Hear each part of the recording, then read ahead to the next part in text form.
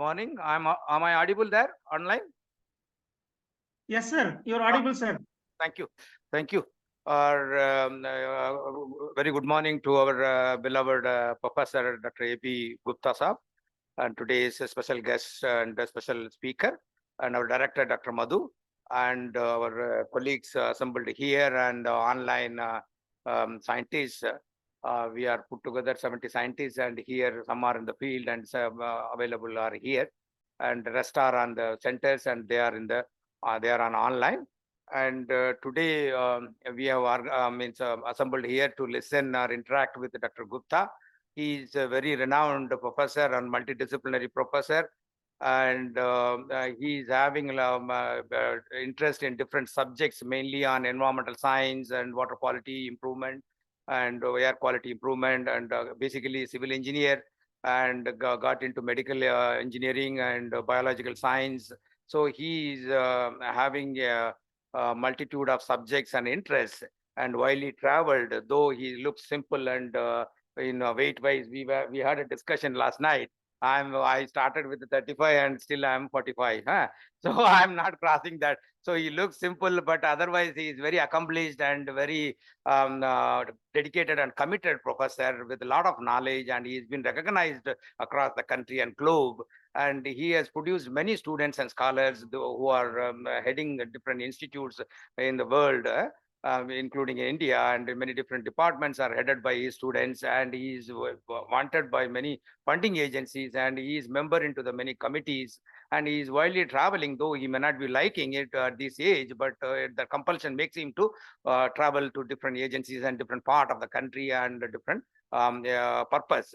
So here also on 1 week travel, he had come to Roorkee, so he is visiting us. So that way he has got long legacy of research and training and professional interest. And family-wise also, he has got a rich legacy. His brother is Chief Secretary of Rajasthan, retired, and his Babiji also Chief Secretary designate. And his grandfather was well known. And one time while discussing, he informed that even Dr. Pandit Jawaharlal Nehru wanted to meet his grandfather, means out of unscheduled stoppage. So he wanted to specifically meet his grandfather. Such is his legacy, and that has transpired into him also, which I could understand and perceive from his discussion, that legacy is continuing. And for example, his daughter, both the daughters are now global daughters, and they are traveling across the world and managing their own business and interest and many different research areas, and they are doing good research and good managerial position there. That's what he has shared. So that way he is very accomplished in many different ways, not only personal and again to the society. And so we are lucky and we are happy to have you here, sir. And we will also be benefited by your rich experience, and you can share your experience, what you had from different committees, and how the funding agencies look for and what they look for, and how should we tackle an approach to get a winnable projects. So we will be definitely getting benefit from your presence here and interaction. And with these few words, I would request our director to have introductory remarks on the program.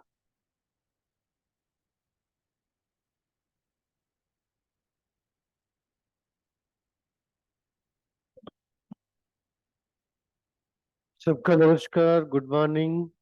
Yeah, thank you very much, Dr. Muruganandan ji, for in-depth briefing about today's guest and also the speaker. The respected Professor A.B. Gupta ji, the professor from MKN University, Jaipur, and Dr. Muruganandan is already briefed. It is pleasure and honor to welcome him to the Institute, Indian Institute of Soil and Water Conservation, Dehradun, and also the research centers that are scattered across the country.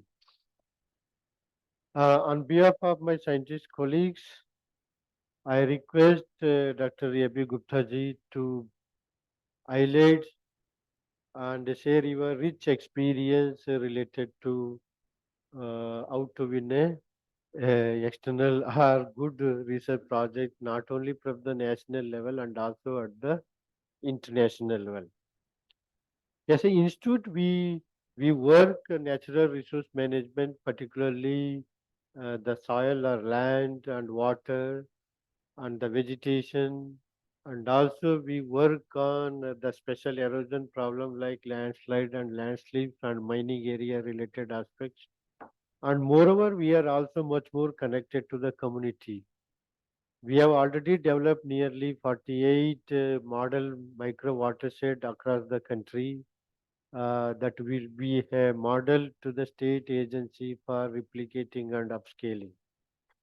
Apart from that, we are also organizing the capacity building program related to the soil and water conservation and watershed management to the different stakeholders, and we are well connected to the state, the field functionaries through this training program. We are offering two such program yearly, a duration of 4 months each. And as of now, we have nearly 23 officers today from 5, 6 states. And apart from that, we also capacitate the student from 1 month to 4 months, and also the client-based training program we organizes. Apart from that, as a mandate, we also undertake the advisory or consultancy services to the different agencies as per their needs. And also we have a collaborative network of the research project with the other R&D organization and also with the good NGOs to work at the field level. With this introduction, once again, I profoundly welcome on behalf of the institute and behalf of my scientist colleagues, today's speaker, Dr. A.B. Gupta ji, and I request him to share his experience and deliver a speak on how to win a research project. In future to come, if possible, we can have a network of collaboration with your universities also. Thank you.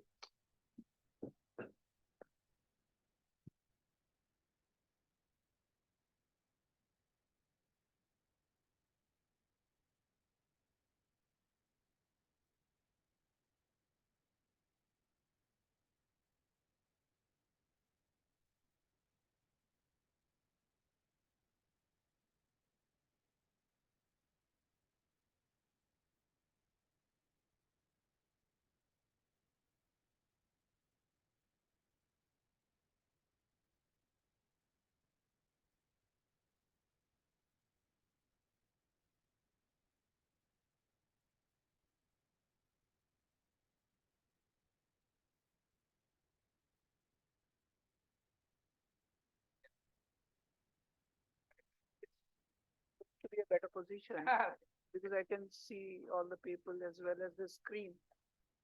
And no, but should I handle the? Okay, so even if I'm there, I cannot control it. No, you can control there. So, thank you so much for a wonderful introduction. I am rather amazed at the memory of Dr. Muruganandam.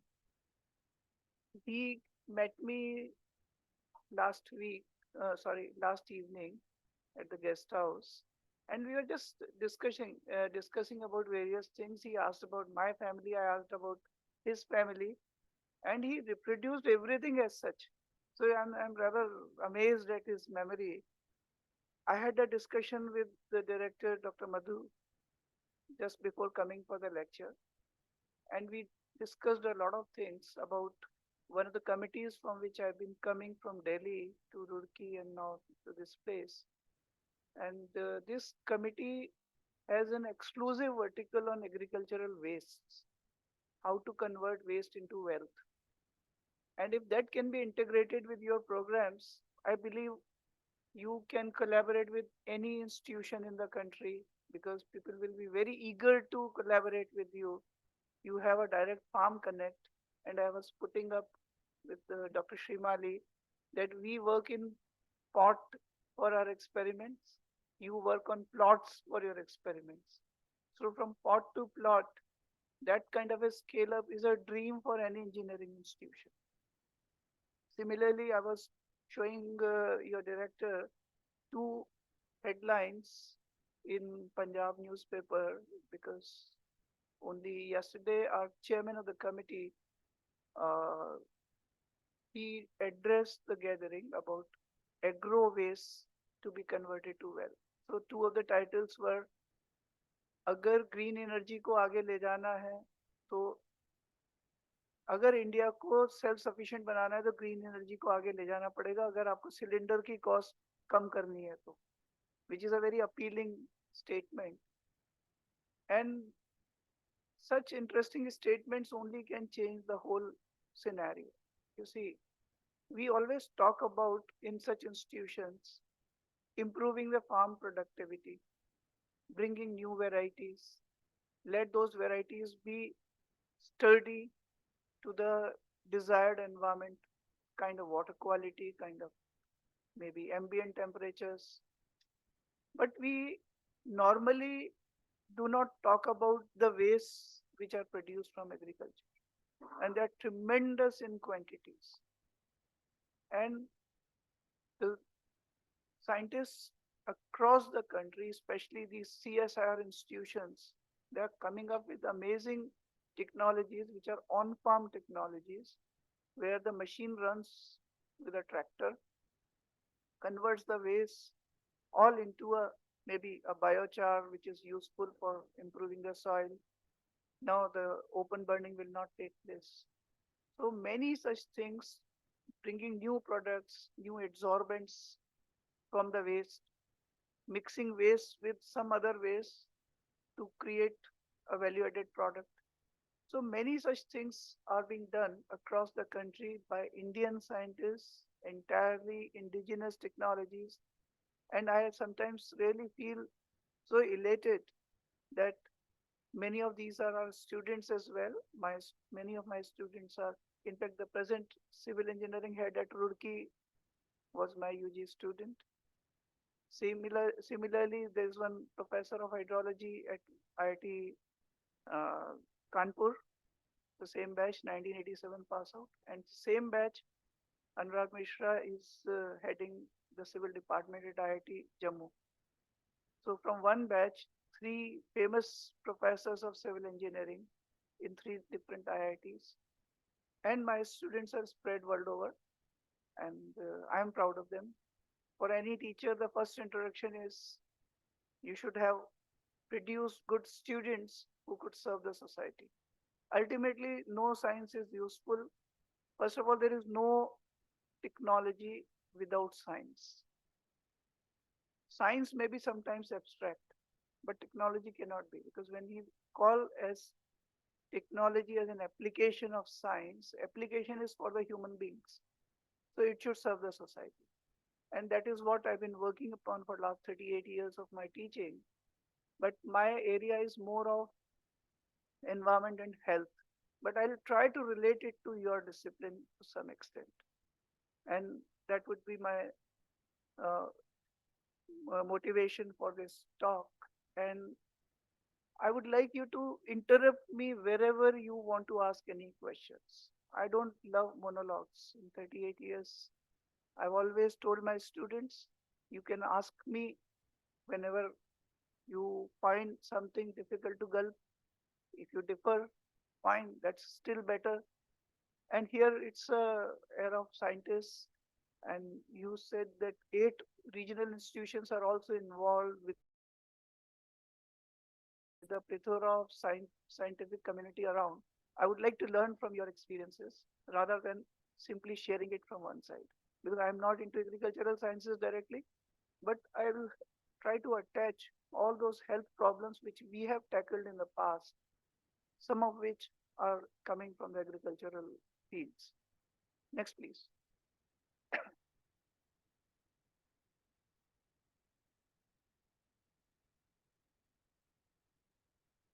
Meanwhile, Joseph Priestley was a Nobel laureate of English literature. He was 120 kg plus. So he used to say that whatever I speak, people have to listen to it because it carries a lot of weight behind it. When I became a professor way back in 1996, I was 41 kg. So I used to say that, well, I have to speak twice to make me listen once, because first impression will always be like that. And when I was invited by Iowa State University to deliver a distinguished category lecture in 2007, I was already a professor for 13 years and teacher for 25 years. And they said, good that your CV had a photograph of yours. Otherwise, we would have mistaken you for a student. So, but for a light person with heavy words of Dr. Muruganan, that was difficult. Are you really operating the PPT file? नहीं, PPT दिया है ना मैंने, अभी दिया है PDF में slide change नहीं होता है, इसीलिए yeah, open the PPT file only. PPT file, yes. Then it will be easier for you to go to next slide and keep it on the full screen mode. Keep it on the full screen mode so that you can now just change the slides through the computer buttons themselves.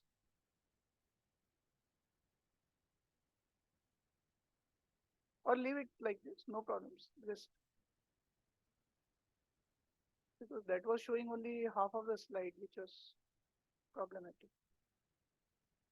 So we'll have certain things in a very formal way, like how to prepare proposals, but I would like to spare more time on discussing as to how to come out with research ideas.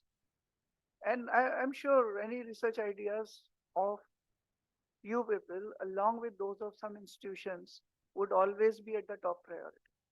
DST and CSIR both have many programs in which multidisciplinary teams and multi-institutional teams work together. And I was telling your director, it will be a dream for any IIT or an NIT system for professors to collaborate with ICAR. So this is just a small list of some of my students who are professors at IHE Delft, Netherlands. I met this Sarosh Sharma. IHE Delft, Netherlands is world #1 in water quality related works. When I met him after 36 years, 2 months back, the kind of response I received was amazing. And then people at IIT Kanpur, IIT Roorkee, Iowa State University, University of Hawaii, Loughborough, this Diganta invited me this June for a series of lectures. I delivered a series of lectures at Loughborough University, UK in 1999. And now after 24 years, they again called me. Diganta that time was a student, now he's a professor. So my students are doing exceedingly well. Oldest of them is Rakesh at University of Michigan, 1986 pass out. And youngest of them is Pranshu, 2003 pass out. So they were all UG students. So I'm proud that at UG level, they published papers with me, then went abroad for their masters or PhD, and now famous professors at such institutions across the world. Next, please.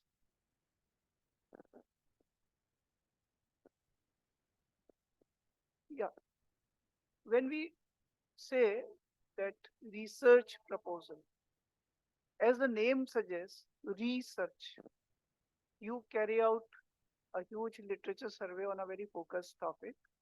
You start understanding certain things which should be further strengthened and certain things which can bring down the quality of the work. So what do's and don'ts are there for a new idea? They emanate. We say engineering sciences. Science, technology, and society. I already told you the nexus between the three. Science can be abstract sometimes, but technology has to have a good scientific background, and at the same time, it should be beneficial to the society, as I indicated. Earlier, there was a deep focus on a very focused, small thing for which research was carried out. I know so many researchers who did 5 years of work on solving one equation as a part of their PhD problem, way back 4 decades back when we were students. But now it's no more a single person's work, because now we've got a lot of computer software available which can do the mathematics, complex mathematics for you. I remember when the mainframe was first introduced in India at Roorkee, there was one Professor Nayak who used to feed in into the computer the equations he wanted to solve, and the results would be available next day.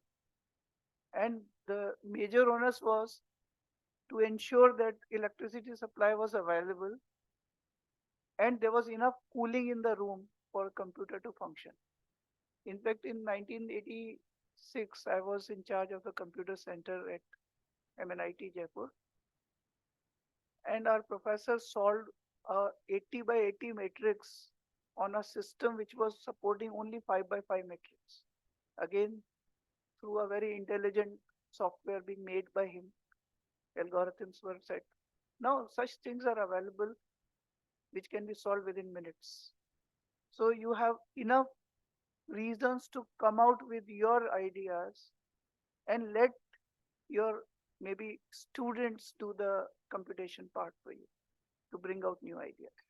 So there is now a stress on the synergy in a team of researchers. I was discussing with your director about the imprint program, in which typically 10 to 15 crore are given, and mostly they are available to multi-institutional teams, normally headed by IITs or NITs, because enough research facilities do exist over there. Like my institution has a material research facility. Under one roof, we have SEM, TEM, AFM, we have FTIR, XRD, all things under one roof. But as I was telling you right in the beginning, we work on plots. Suppose I have to work on a specific problem related to agricultural science. So we would love to collaborate. So such programs like Imprint, they promote multi-institutional teams. So we can always join hands together. Same way, it's an era of transdisciplinary or multidisciplinary field. Like there is a pipe in which, let us say, there are 10 tubes. So that pipe represents a multidisciplinary system. But if the tubes are porous, they can mingle with each other. That is a transdisciplinary, which is the latest trend in research. If I am working on agricultural application, I cannot say that I do not want to know about certain basics of agricultural science. Or if you want to, let's say, develop some farm machinery, you cannot do away with the mechanical engineering part. Or if you are producing, let us say, biochar from an agro waste through pyrolysis process or incineration, you cannot do away with chemical engineers or mechanical engineers. Everyone has to put the brains together to bring out the best. Next, please. Since we have got tools, the paradigm is changing. Complex mathematics is now replaced with systems like MATLAB or SPSS, Clementine. See, SPSS is the largest selling package, statistical package in the world. But now this Clementine has come up. It's an intelligent package. Means you are trying to apply, say, normal distribution to your data. So it will not just give you the results of normal distribution. It would rather indicate that your your data do not fit very well to normal distribution. You try beta distribution. So that is another advantage. Many times biological scientists were always scared of mathematics. But without mathematics, now there is no biology. In fact, I tell all my engineering students that your survival is dependent on how good you are at biology. Because funding is available either in material sciences, materials for what? Instrumentation, instrumentation for what? Medical applications, for which biology is a must. And all through my life, I've been working on application of mathematics to human systems, coming out with some hypothesis, Then we do the clinical studies along with doctors to prove the hypothesis. And that is one of the reasons we are first ones internationally to have treated fluorosis patients with oral medicines. It is still written as irreversible in the medical books, but only our papers indicate how could it be reversed, why. And there also in fluorides, there is a lot of role of soil. You're an expert of soil. When we pump out water, because fluoride is available in groundwater, Rajasthan is having very high levels of fluoride. 1 ppm is allowed, right up to 91 ppm has been reported. I have tested a sample with 42 ppm. Now, when you draw the groundwater for cropping, some of the crops tend to absorb fluoride, some don't. So it's the onus on the agricultural scientists to suggest which crops to grow, which crops to avoid, so that the poor people who are getting water, a lot of fluoride through water, should not get extra fluoride through their diet as well. Same way, changing the concept, many people, hundreds of people across the country are working on salt tolerant varieties. In Rajasthan, in groundwater, I have tested a sample up to 24,000 TDS. People were drinking it. It's only last 8 years things have changed. Why, that I'll tell you. And people have reported up to 72,000 TDS in a waterlogged area of Hanumangarh, something which was unheard of. Why such things happen? This has something to do with the soil chemistry and water chemistry and so many things. But this was the reality. About 8 years back, Government of India brought a policy that every individual has to be given 8 liters of water per day to meet the drinking and cooking requirements, which should conform to BIS 10,500, which is the drinking water code. Now, how the scenario changes. Rajasthan had 98% coverage of rural water supply prior to this promulgation of this rule. And overnight, it fell down to 54%, 98 to 54, because the other 44% either had high fluoride or high nitrates or high TDS. So it is open to research for all how to, first of all, prevent this pollution, and if it has happened, how to treat it. So things change because of the right policies being adopted. And no wonder in a year's time, the government may totally ban this open burning. A lot of things have already been done by the government to prevent stubble burning. But you have to give some alternative to the poor farmer. If we have technologies available to convert stubble into a useful product, the farmer will be able to add value to his profits from the waste. The profits will be shared by whom? Obviously, researchers who are doing some technology development, by the industries which take up that technology to the farm. So if all stakeholders are going to get benefited. But what benefit you get is more of indirect benefit in terms of better health. This is something which is never evaluated. This is an intangible benefit. Let me tell you, 8 years back, after this policy came up, since majority of the sources in Rajasthan had problems, we put up more than 40,000 defluoridation plants across the state and 3,500 RO plants for daily water to be given for drinking and cooking at 20 paisa per liter. Nowhere in the world this kind of a gigantic effort has taken place. Imagine the strength of the policy. 3,500 villages last 8 years getting their daily drinking water through RO. And what cost? 20 paisa. So we have assessed 200 of such community plants. We have assessed 200 of such community defluoridation plants also. And our research has resulted into a lot of improvements in those systems. But we took a survey of 3-4 villages where RO plants were introduced 3-4 years back. And to our surprise, almost virtually all the waterborne diseases of biological origin had almost vanished. They were the major culprits otherwise for health.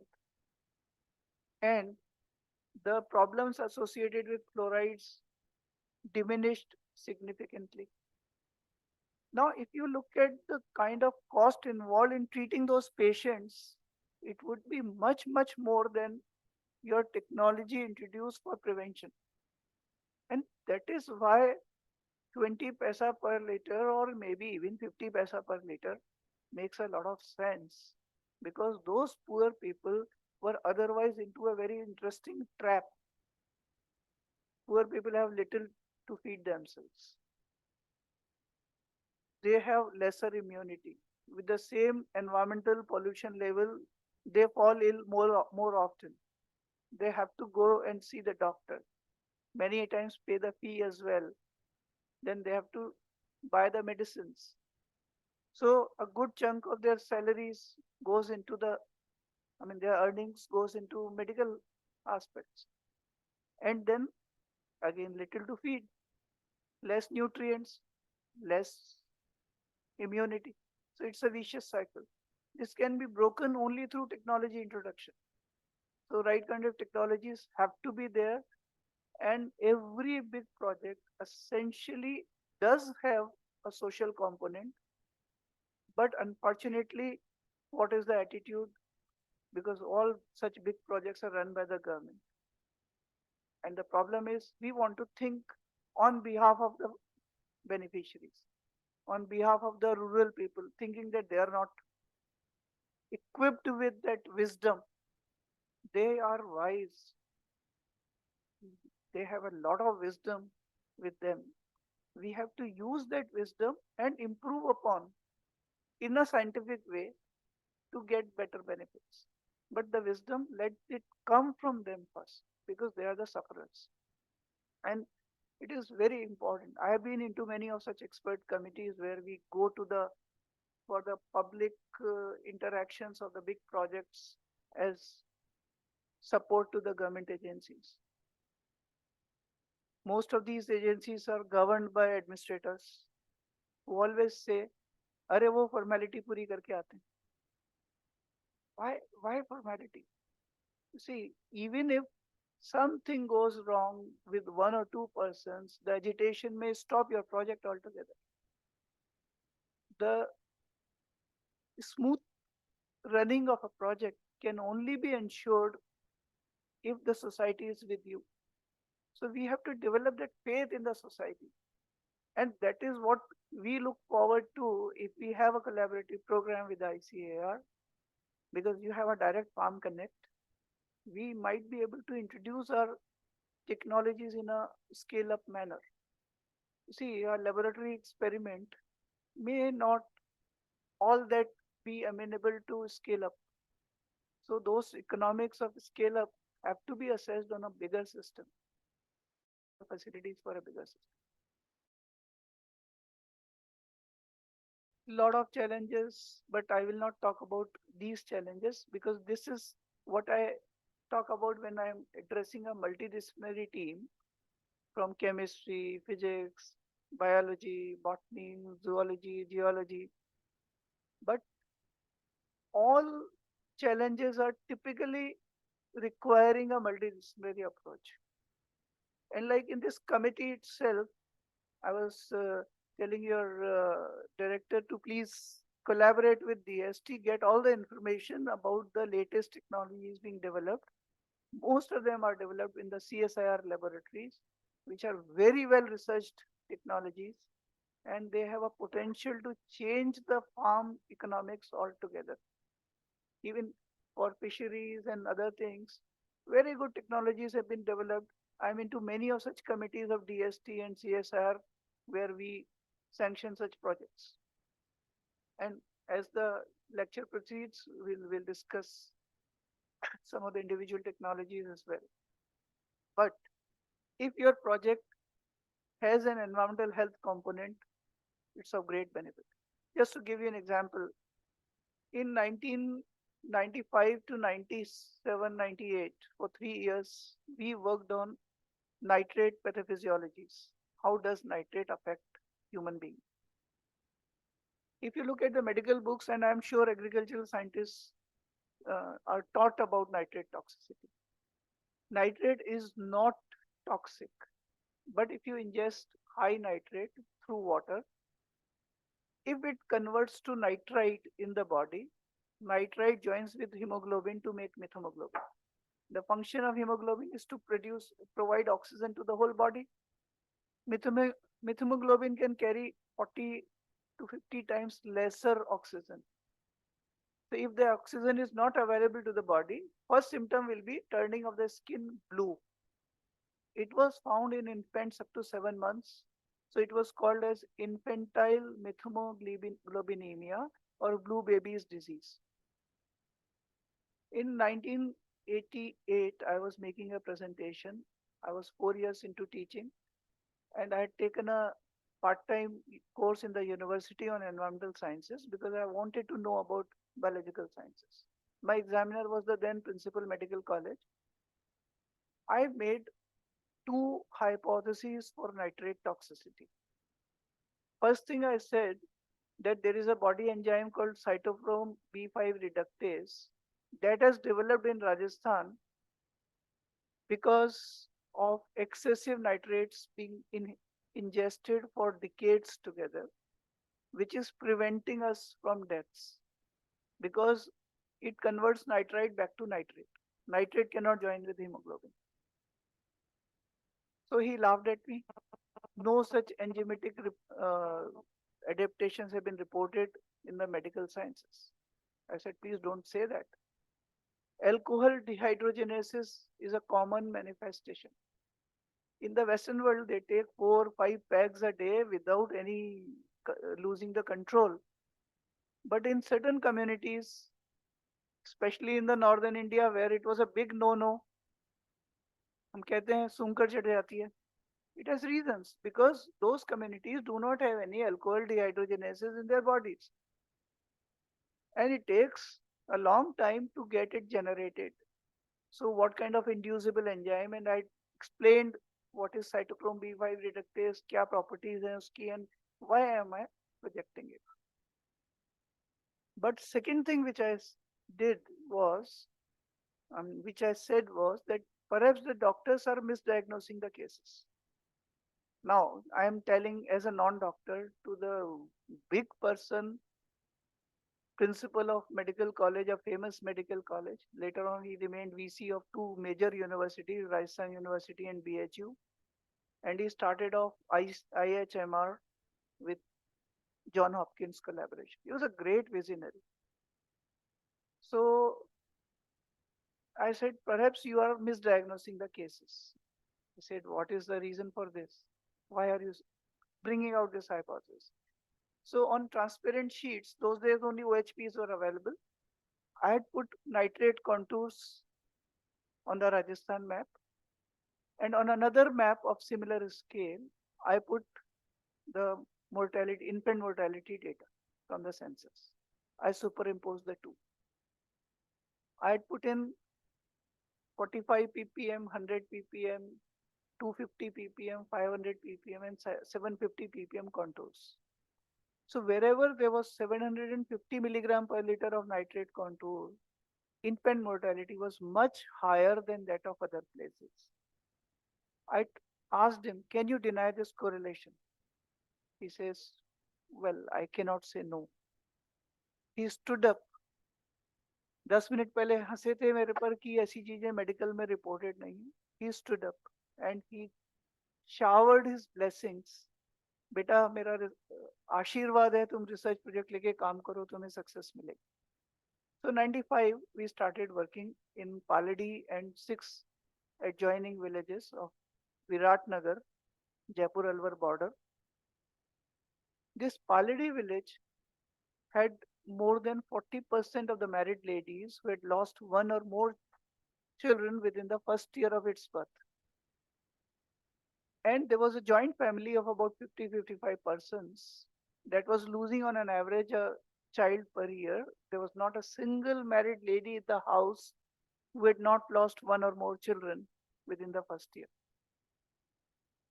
We assessed the blood samples, which was a pediatric SMS Medical College and MNIT and NEERI collaborative project.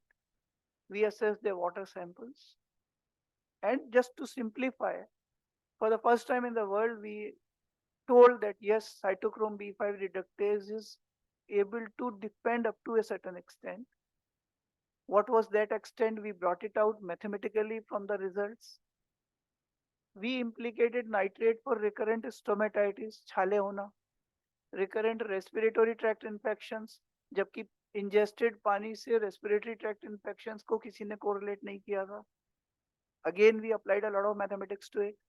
But what really changed the whole scenario was our data handling indicated that 425 ppm plus nitrate can initiate diarrhea. Now, look at a situation. This joint family was rich by the scales of the rural areas of Rajasthan. They had big farms. They were using a lot of fertilizer because big farmers know about fertilizer subsidy. Small and marginal farmers may not even know about. Then they were putting in excess fertilizers. Nobody teaches the law of marginal productivity to the farmer. So the farmer feels, सस्ता मिल रहा है, excess डाल दो. Next sign of richness in Rajasthan, having your own well. We have so much of scarcity of water. The person who is rich in a village may afford a personal well. So they had a well, open well. Well water had 1100 ppm of nitrates as against the standard of 45 ppm. And next sign of richness in Rajasthan, despite all aridity, we have about 16% of the cattle of the country, mostly sheep and goats. But this family had a lot of buffaloes. Now, general concept is that buffalo milk is heavy relative to cow milk or goat milk. So it's a general tendency to mix it with water before giving it to the child. He will digest ho jayega. Our research indicated that 425 ppm plus nitrate can initiate diarrhea. Imagine you are giving the child some milk mixed with their local water of 1100 ppm of nitrate. And because of that nitrate, suppose the diarrhea initiated. What are you giving in diarrhea? ORS. How do you make it? Some salts poured into local water. And you are giving excess water so that the child does not undergo dehydration. The child used to die of methemoglobinemia and it was diagnosed under diarrheal deaths. So we introduced very simple interventions that up to 1 year of age, keep the child on mother's milk. If not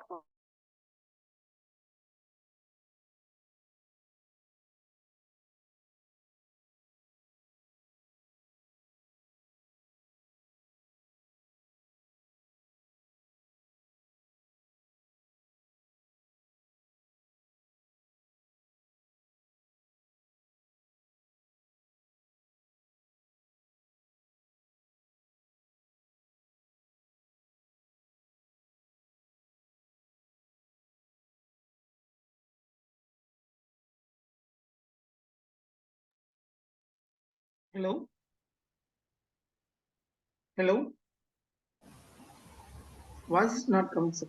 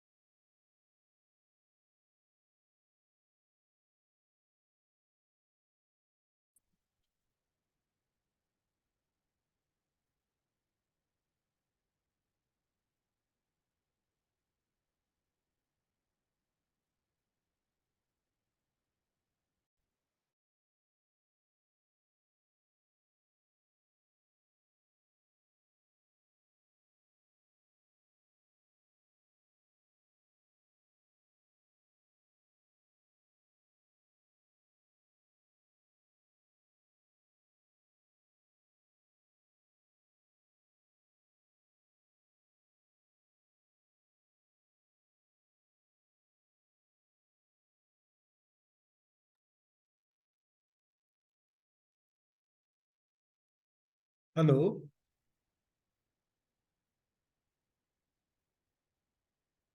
Dr. Muruganandam? There is no audio. There's no audio. Yeah.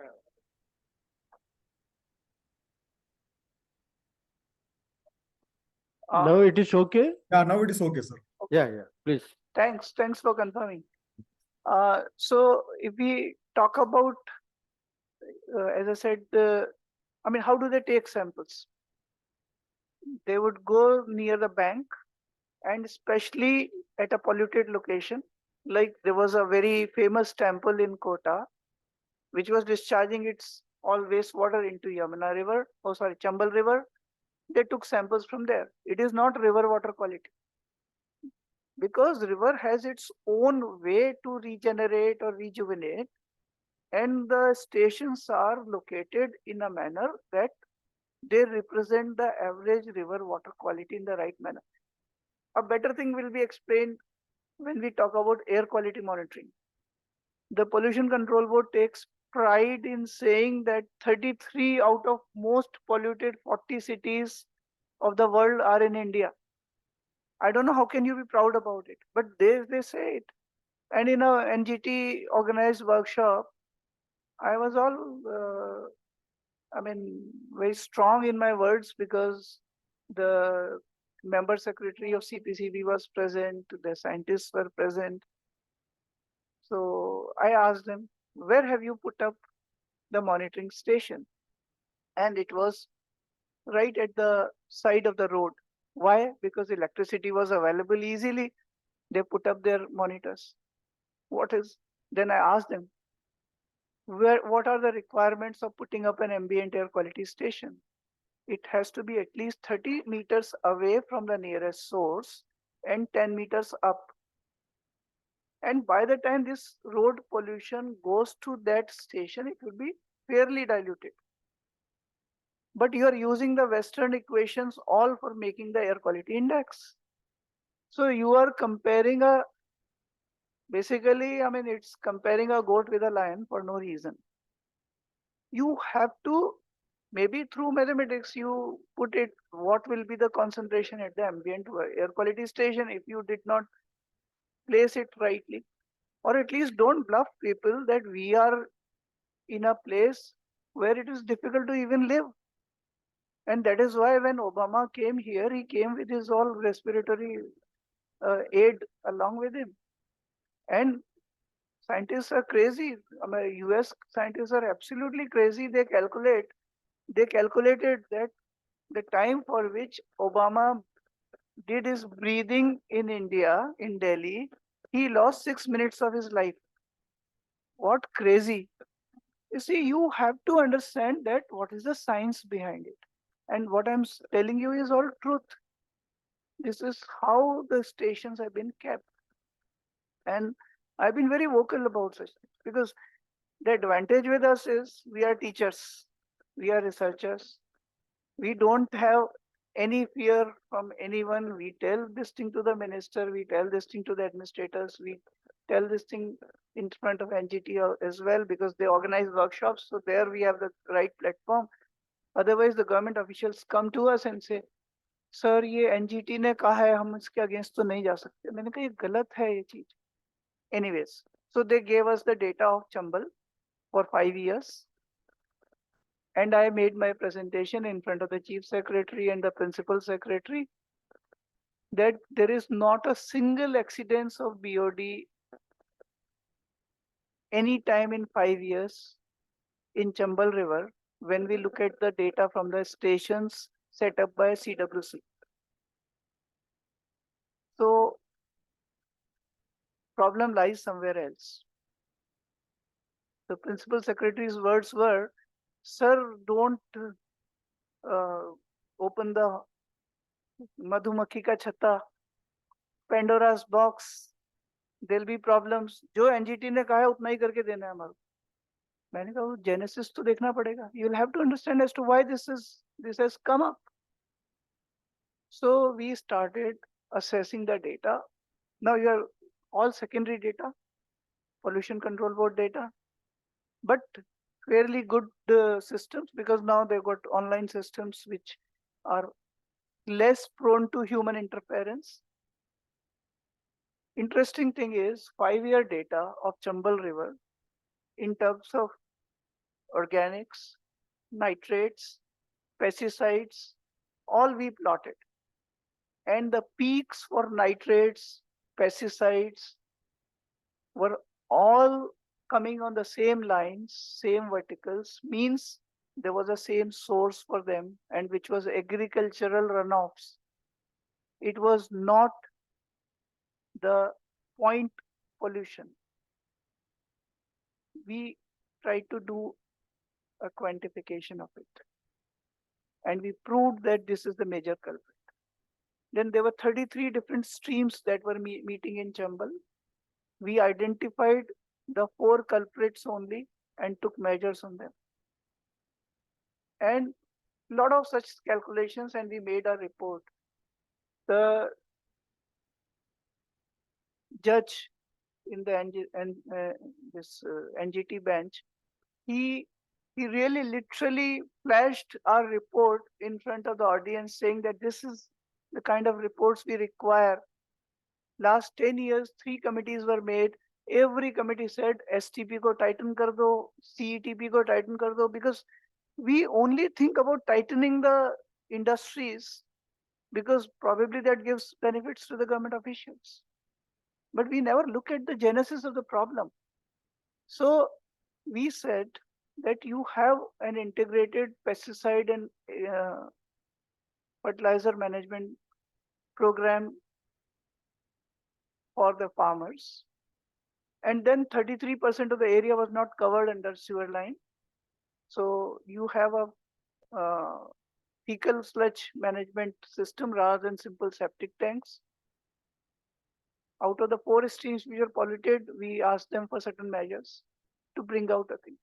So when you float a project, it should have practical implications straight away. And if you involve, let us say, educational institutions, they will do all the analysis, sample collection. So you'll have a lot of manpower. But we would like we people to work on your problems. You know about the problems, you know about even certain possible solutions, and you can facilitate a very good ground in the real life. And we would love to work on those real life problems, and put together, we may really achieve many more such things. Next, please. Yeah, next. Now, this kind of a research funding, national and international agencies, you can get anywhere, and you can see these slides all by on your own. Because the title given to me was primarily winnable projects. Let us not talk about who is funding and who is not. Let us talk about making a strong proposal that nobody can say no to it, right? So first connect is always society and health, as I said. So DST has many programs like that of Imprint I told, where multi-institutional works are carried out. We will get a problem of real life through you, and you will get the manpower through us, the instrumentation through us. So many such projects can easily go to DST. How to really earn a project is a lot of art also apart from science. Say, for example, I was talking to you about fluorides. We are first ones internationally to have treated fluorosis patients with oral medicines. Then we started developing a lot of technologies because we identified a very interesting thing. I had worked on almost 300 villages of Rajasthan. So there were 2 villages nearby, Raipuria and Shivdaspura, 2.5 kilometers apart. Both had 13 ppm of fluoride.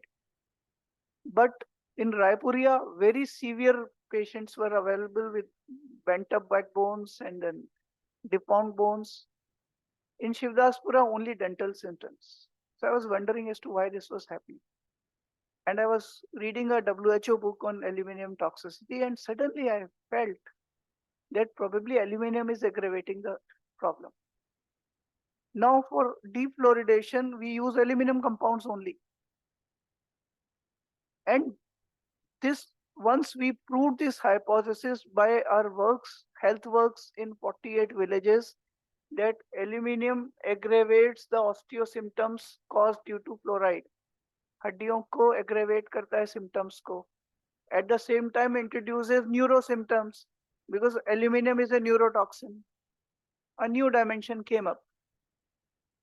We started searching for new alternatives to aluminum compounds or improving upon the aluminum compounds.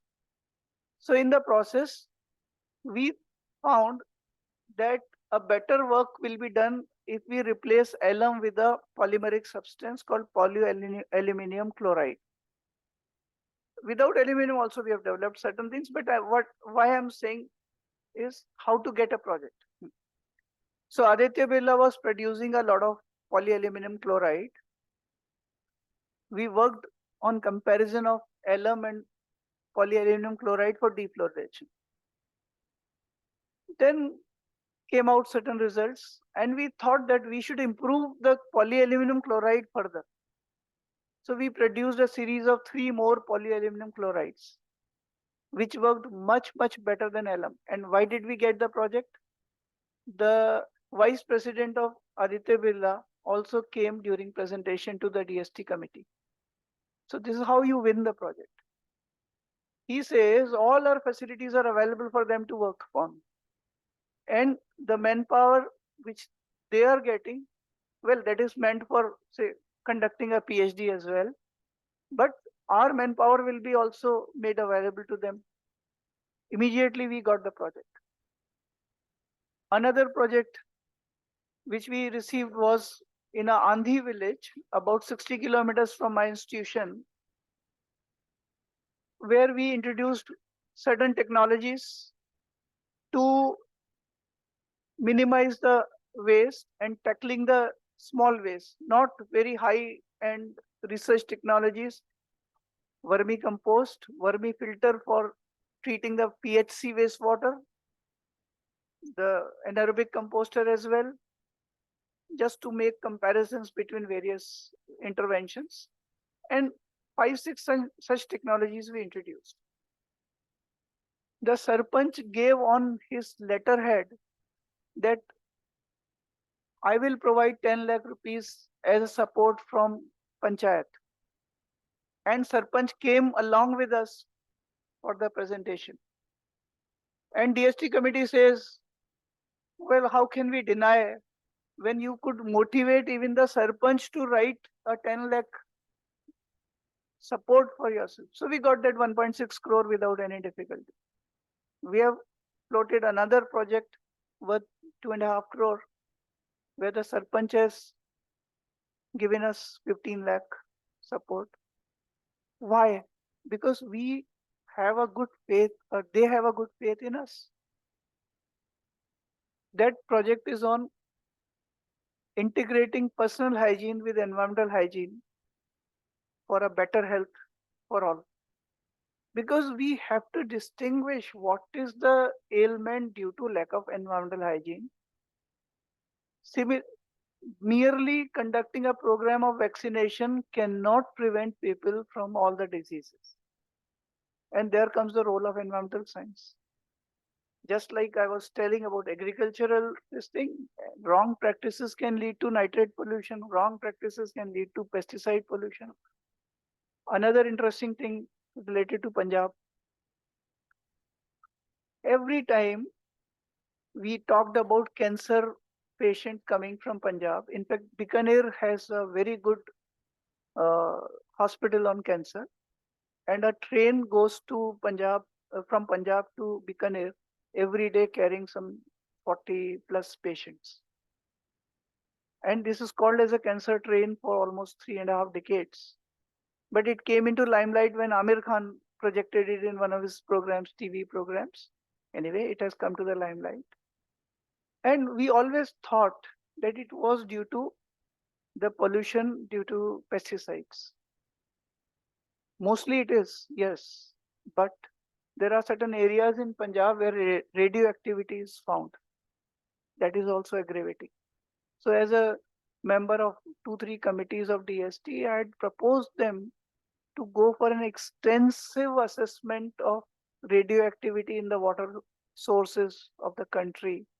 Like in Sikar in Rajasthan, we have highly aggravated osteosymptoms, same fluoride levels, and we cannot measure radioactivity as a researcher unless we have collaboration with BARC or atomic energy.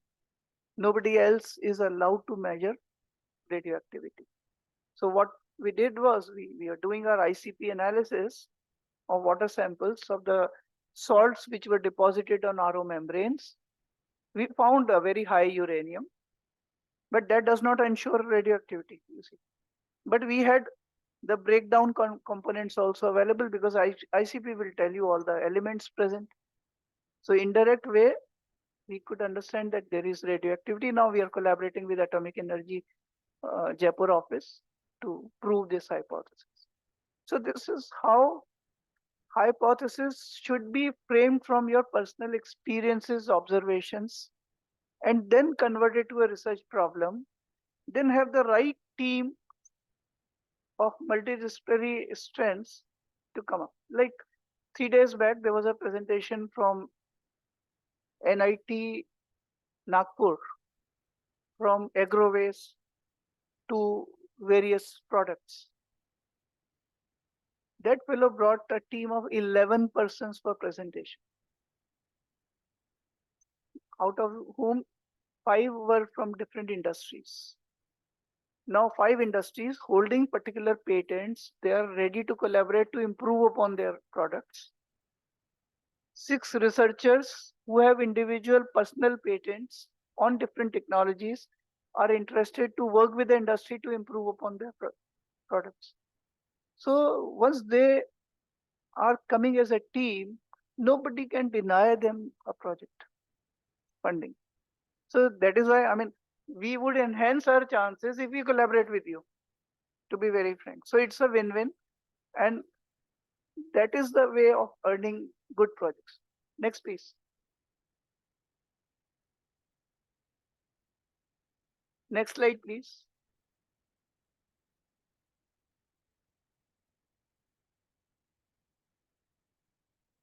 So lots of such funding agencies are available, and Department of Science and Technology has a one-to-one collaboration with 32 countries, like Indo-Brazil project. There is a BRICS project of 5 countries, Indo-European Union project, Indo-US, Indo-Australia, Indo-Canada. And here only such projects are easily getting through where the problems are common to both the places. Let us say there is I do not know about agricultural related problems here and the other places that you have to identify, but like Hindustan Zincs, that's the biggest industry on zincs in India. And Canada is the world leader. India is probably number 4 in zinc production. They are facing similar difficulties. So now we are floating a project on deriving useful products from the final waste coming from their ETP, effluent treatment plant.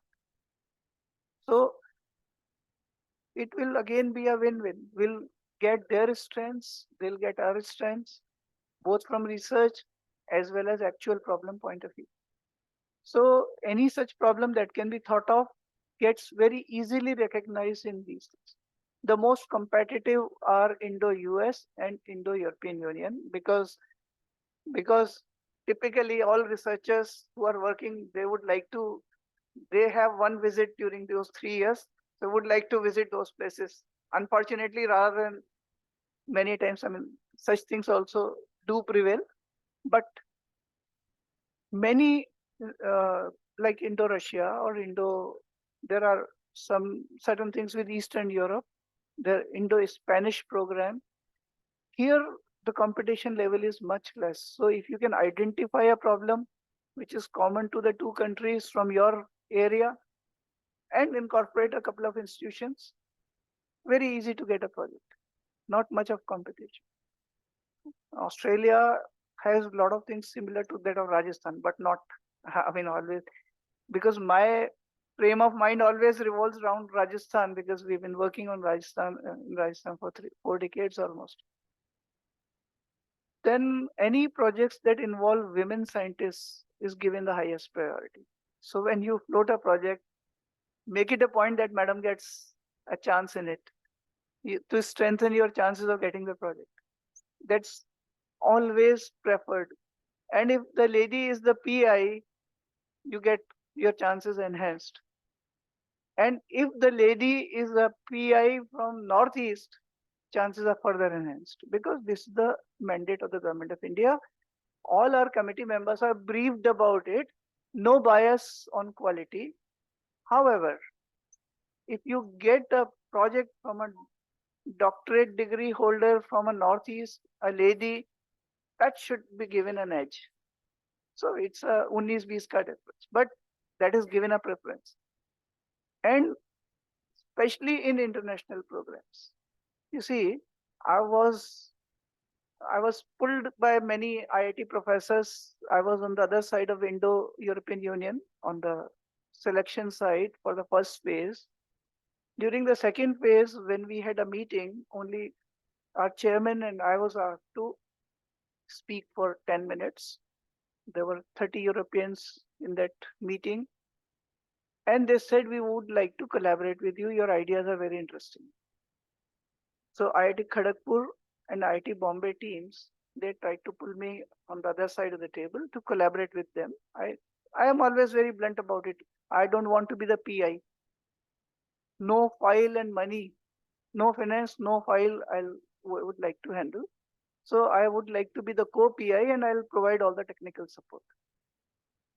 Now we sent 2 proposals out of so many. And one of them got approved because it was at 14.5 out of 15. Only 5 proposals were selected. All were 14.5 out of 15. And the one with IIT Bombay was rejected because they had 14. And why did they have 14?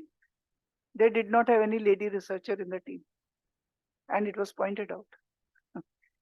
So these are some of the things apart from technical. Technical we've been discussing, but sometimes it is not sufficient. You should be good at technical things, but you should be good at social aspects as well. So these are certain things which we are looking to during the evaluation. If there are 2 equal point holders, then the preference will be given to that team which has more lady fraction. So that is how things go many a times beyond your controls. So next, please. So many of these programs. So there's a big list, and you can always see, and especially there are a couple of programs like agricultural research, ICAR fundings can be obtained in a better way with technical institution collaboration. So there are internal fundings, there are collaborative fundings. Like CSIR has a system for internal funding, and I am into the evaluation of those projects as well. And they're giving handsome money, but very fixed focus, not more than 2 years. And you have to make a commercial version out of it. You cannot now talk about pure research, laboratory research anymore. And just 3 days back, I was talking to CSR Jamshedpur, Dr. Sanjay Kumar, wonderful, knowledgeable person. He told me that 50% of the budget of their CSR setup is met through the industry contribution. 50% of their budget. So these are the realities of life you have to understand. So when I am with other researchers, I talk more about DRDO and those applications. Like one of my friends who is a professor at IIT Delhi has been given a 3-storied building in IIT Delhi itself, exclusively for DRDO applications. and he's testing missile. You imagine this kind of a long tunnel is given, that what kind of force is allowed to be taken up. You can just imagine the kind of setup. He has made some bulletproof jackets, which are the best in the world, and they're getting orders from France and US. So Indians can all do it. And when it comes to your field, well, who better than India? I think agricultural reforms in India are tremendous because we have limited resources. And any of those constraints that you find out can be worked upon along with educational institutions. About 15 years back, I was a member of Rajasthan Pollution Control Board. In fact, Rajasthan government, I don't say they're very proactive or whatever in carrying out the projects, but one thing is for sure. We started off with the first mining and health board. About 20 years back, I was a founder member. They started with environment and health board 15 years back. I was a founder member again, because we have multiple problems. Then pollution control board roped me in as a nominated member for attending their BOG meetings and all. And then we started giving a very different concept altogether. I said, you all know about PPP mode, but the first P does not like the second P, public, private. Government doesn't believe on private, private doesn't believe on government. So I said, I float a PIPP mode, where this I is institution. And I proved or validated my point through true experiments. The NGT had closed down 150 tire pyrolysis units. So we worked in one of the units which was ready to put in air pollution control equipment. So we gave them free of cost all consulting, and a place where we were not able to stand for 10 minutes due to the kind of smells coming from tire pyrolysis units. We monitored for 8 hours and achieved better than US EPA mini refinery standards. And these standards were adopted by RPCB and then taken up by CPCB, but by then, unfortunately, there was a ban. Second was on pet coke boilers. There are hundreds of them. So pet coke boilers were closed down because of SO2 emissions. I mean, our team interacted with one of the industries, and we told them that if you are putting so much of lime, you'll be able to reduce the emissions to the desired one. It will result into the loss of 1.5 to 2% of energy. That is all. But at a cost of what? Clearance from pollution. So PIPP mode helps a lot. And very recently, I was into another committee of the NGT, which is of direct interest to you. In Ganganagar and nearby areas, there are a lot of brick kilns. Now, somebody might have influenced certain people that you change the kiln design from this traditional to this zigzag kiln. All right. Now they're asking every kiln owner to convert. Now they are small people. They're hardly able to meet their, daily, day-to-day expenses. They are not rich people. So we just assessed why this was happening.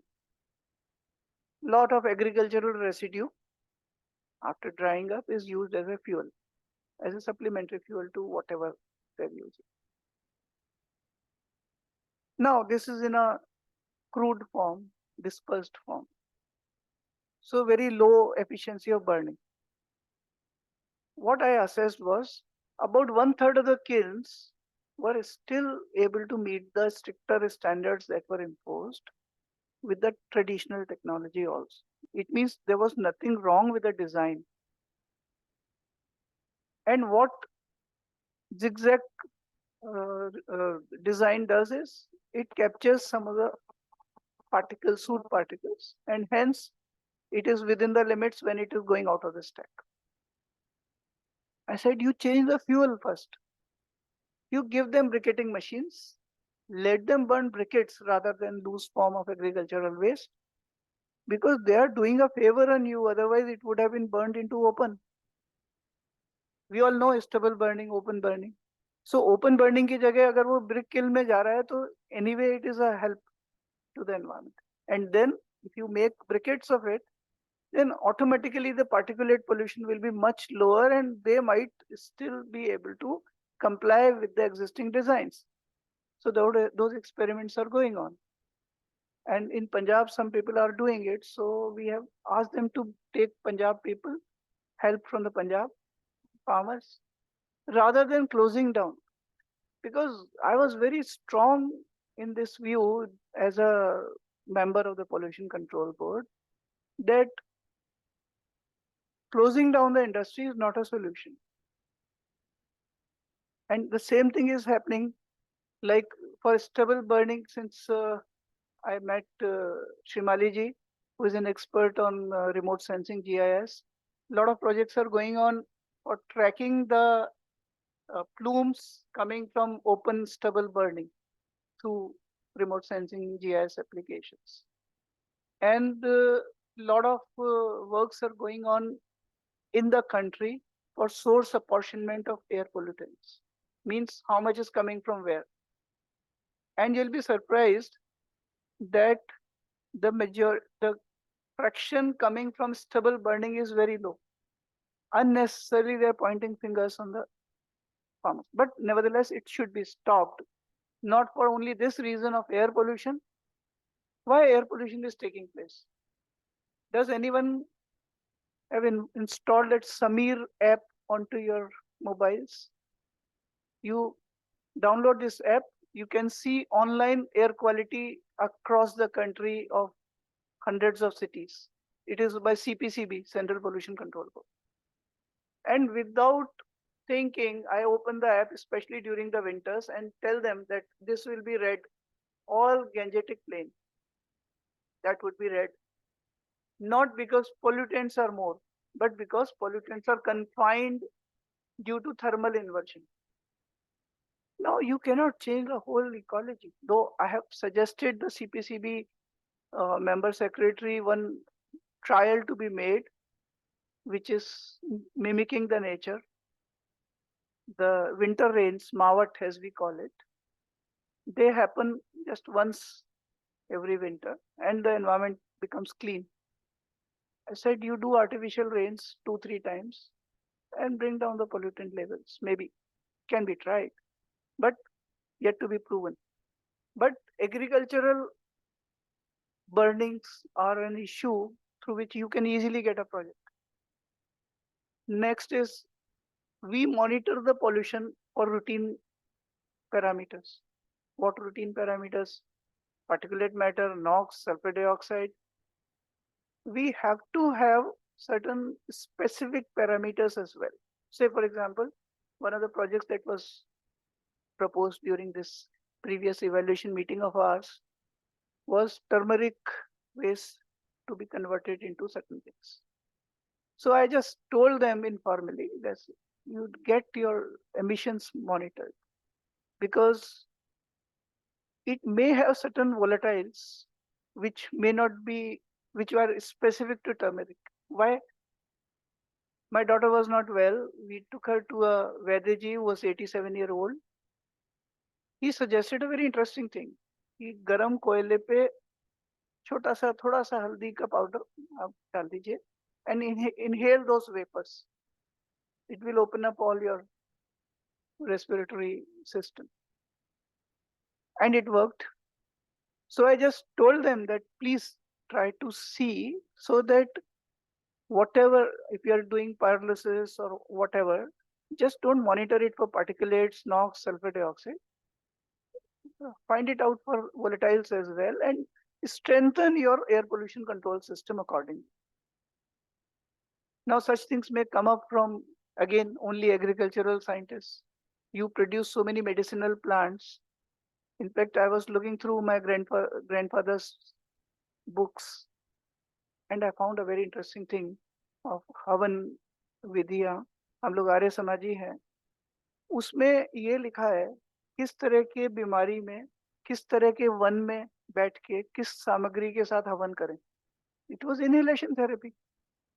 It was inhalation therapy. I received an award from Governor of Rajasthan some 25 years back on research in asthma as we call it. But this is the strength of Indian English. I always say that Punjabi English is different from Rajasthani English, and we speak 15 different types of English across the country. So asthma is called as asthma across the country. About 10 years back, Oxford Dictionary accepted asthma also as a correct pronunciation. So maybe कभी और भी चीजें जैसे Suez को हम sewage बोलते हैं क्योंकि पाइप जो सुएज को ले जाता है सुअर है, सुअर हमारे यहाँ और कुछ होता है. So well, these are the things, but Indians are ruling. In my field, there is a SBR technology for sewage treatment, sequencing batch reactor. The person was so emphatic in his business pushing. Austrian company थी CTEC. इसने thousands of SBRs लगा दिए country में. And he purchased the original company of Austria. वो अब subsidiary है Indian company. And that's a reality. So Indians are doing well, extremely well. They are producing new technologies. They're improving upon the existing technologies. We are capable of bringing out new ideas.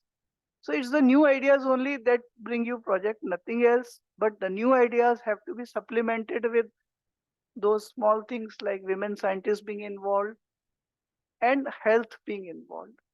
You get the highest priority. People are producing biochar from agro waste. Char has very interesting properties. So the majority consumption is into the soil amelioration. That soil will be ameliorated if you are growing some crops using soil amended with biochar. So I saw the composition. Because it is coming from natural sources. Plants में से है, उनमें nitrogen होता है, phosphorus होता है. All these things are already present, so biochar has a good fertilizer value, apart from many other properties. But if you look at the components, ammonical nitrogen or nitrate, both are highly soluble. They are easily coming out of the char and made available to the crop. But phosphates are having low solubility. So now we have sent a project on how to release phosphate at a slower rate, at a faster rate to match with nitrogen. अभी proof of concept initial है हमारे पास. We are trying to inoculate certain phosphate solubilizing bacteria onto the char. Now these bacteria are anaerobic, so we have to be careful that they get the environment which is desired by them by having a thicker coating so that the inner coating becomes anaerobic and releases the phosphate on a constant basis. So that will help. Same way, agriculture connected with farms, with ponds, pisciculture. You people are all experts on it. But many a times we miss out certain things. For example, it was way back in 1995, we were working on Talkatora Lake restoration. This is a lake on the banks of a temple which is so known that people from all across the country come to the temple, Govind Dev Ji's temple of Jaipur, every day. So this was a 250 meter by 250 meter pond. Nagar Nigam engineers came to me and said, sir, we are trying to improve upon this pond for commercialization, tourism purposes. We put thousands of fish, they die overnight. And they were blaming 50 odd tortoises for this. They consume every fish. Please don't blame those tortoises. They can't consume thousands of fish overnight. And we started assessing. The DO levels used to get dropped below 4 ppm, and that was the reason for sudden death of the fish. And that is very common in our ponds. Many a times in the fish ponds, if you are putting extra organics, you have to monitor DO continuously. Just put a DO online monitor to give you a signal that DO is getting dropped. Below 4, all the fish die. So you can have some sort of a proposal on automation of your farm and pond system.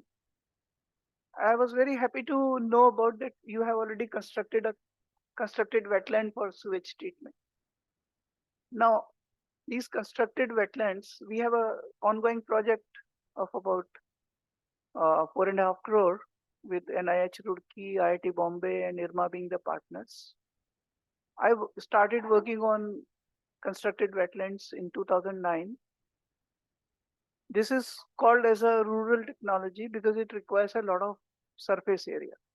So earlier we used to tell the builders that you have to leave a certain area under greens. So let a part of the area be a wetland. It will treat your sewage and utilize it for maintaining the other greens. But slowly we kept on doing research on the microbiology of ponds or these wetlands. And we analyzed the data through AI of 200 existing wetlands. And we found a very interesting thing that if I double the depth, still there is no anaerobicity at the bottom. That means I can reduce the surface area by half for the same amount of treatment. So we started off deep with works on deep wetlands. If we go further deeper, now there will be anaerobicity, but it will help remove the nitrate through denitrification, but because that requires anaerobicity. Now we are working on 2.2 meter wetlands. Routine wetland depths were only 0.6 to 0.8 maximum. So we have reduced the surface area to 1/3. No compromise on organics removal, better nitrate removal, better phosphate removal, because phosphate solubilizing bacteria are getting produced at the bottom, going up, getting assimilated by phosphate accumulating bacteria. So you've got all benefits. Now next, what we are doing is, maybe here it might be a direct application. That wetlands have a subsurface flow. So there is a couple of inches of cover that acts as insulation. A lot of heat is evolved in sewage treatment when it's getting oxidized. So now we have taken already the constructed wetlands from rural to urban. There are systems available in multi-storied complexes for treating their sewage. And now we are taking it to the Western world.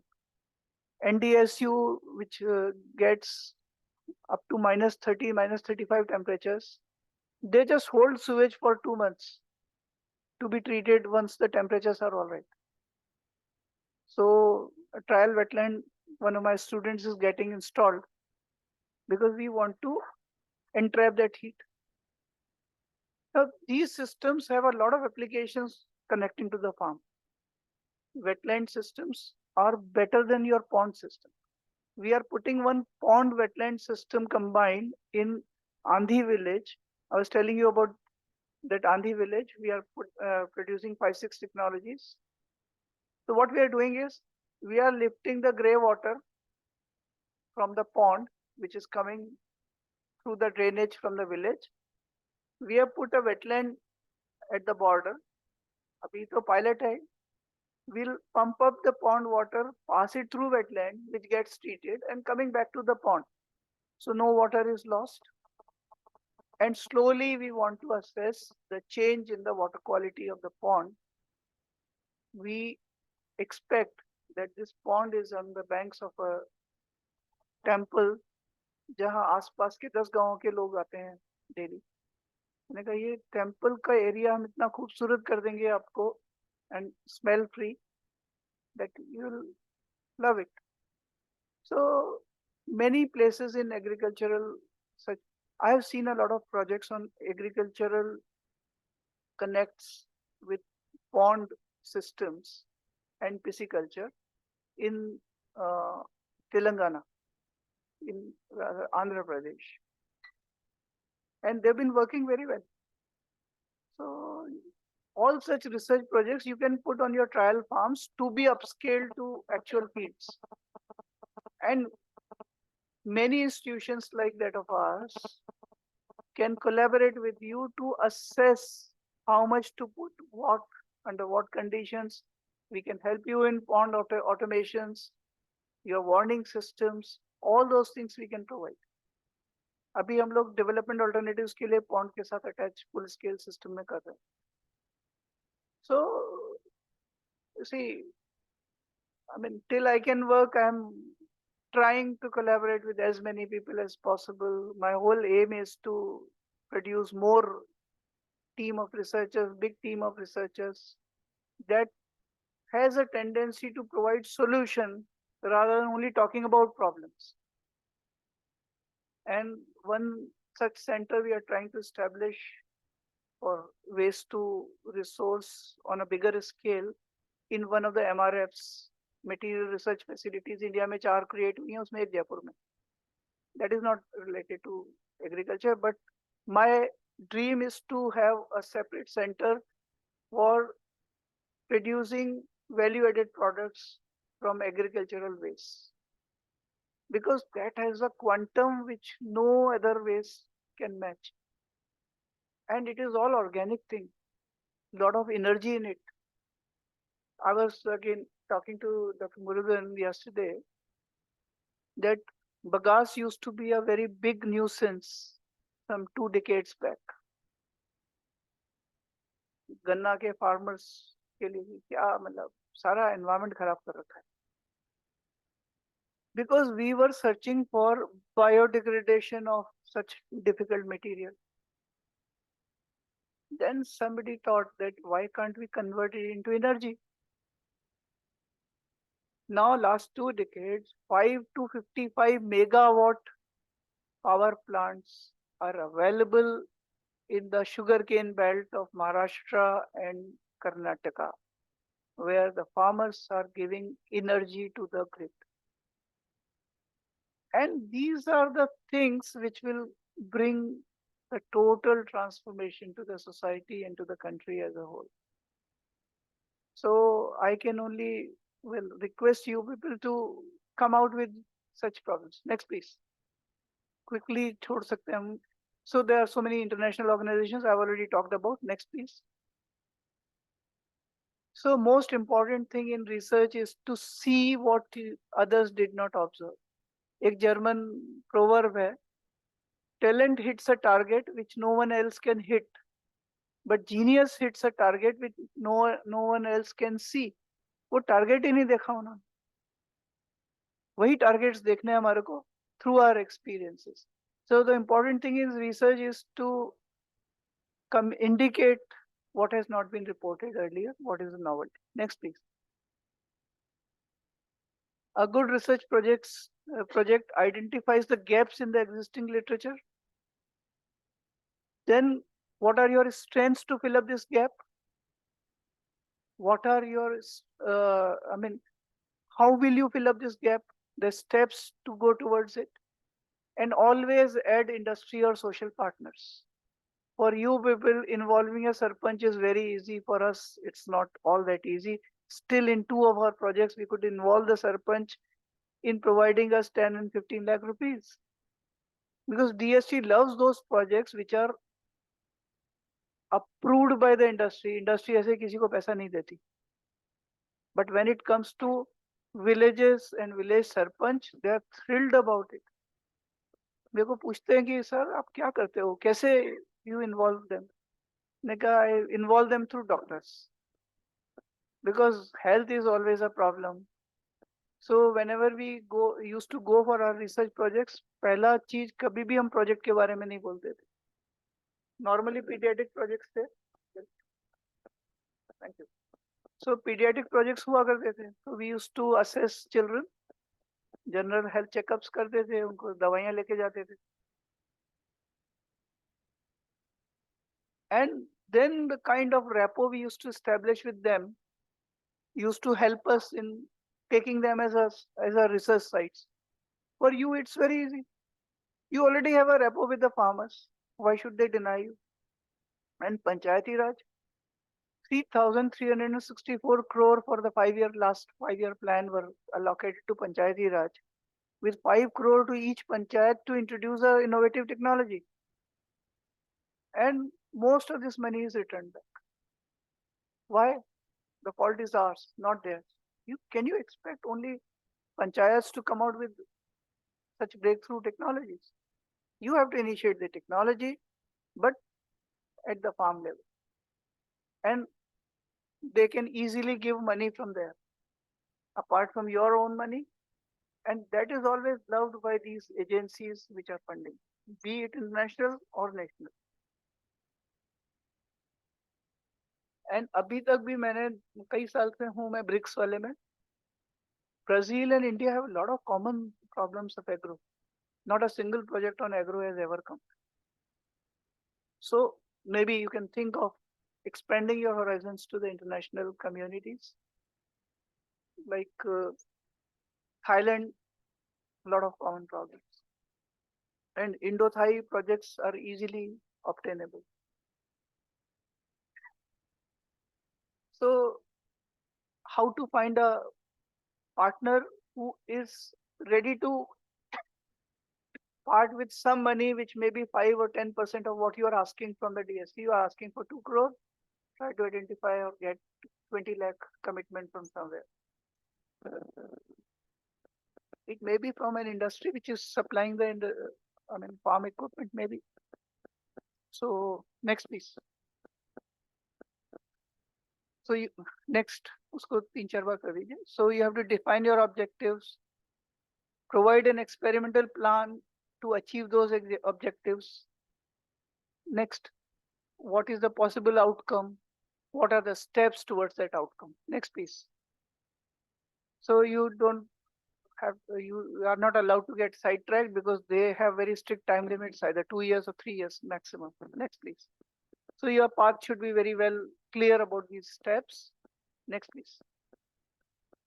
So since I work in the area of environment and health linkages, and a lot of things I've already talked about, it's very easy for me to clip through many of the things. About 5 years back, I received a Lifetime Achievement Award for Biotechnology. I'm a civil engineer. And I was asked to speak one sentence while taking the award. Later on, my keynote was anyway there.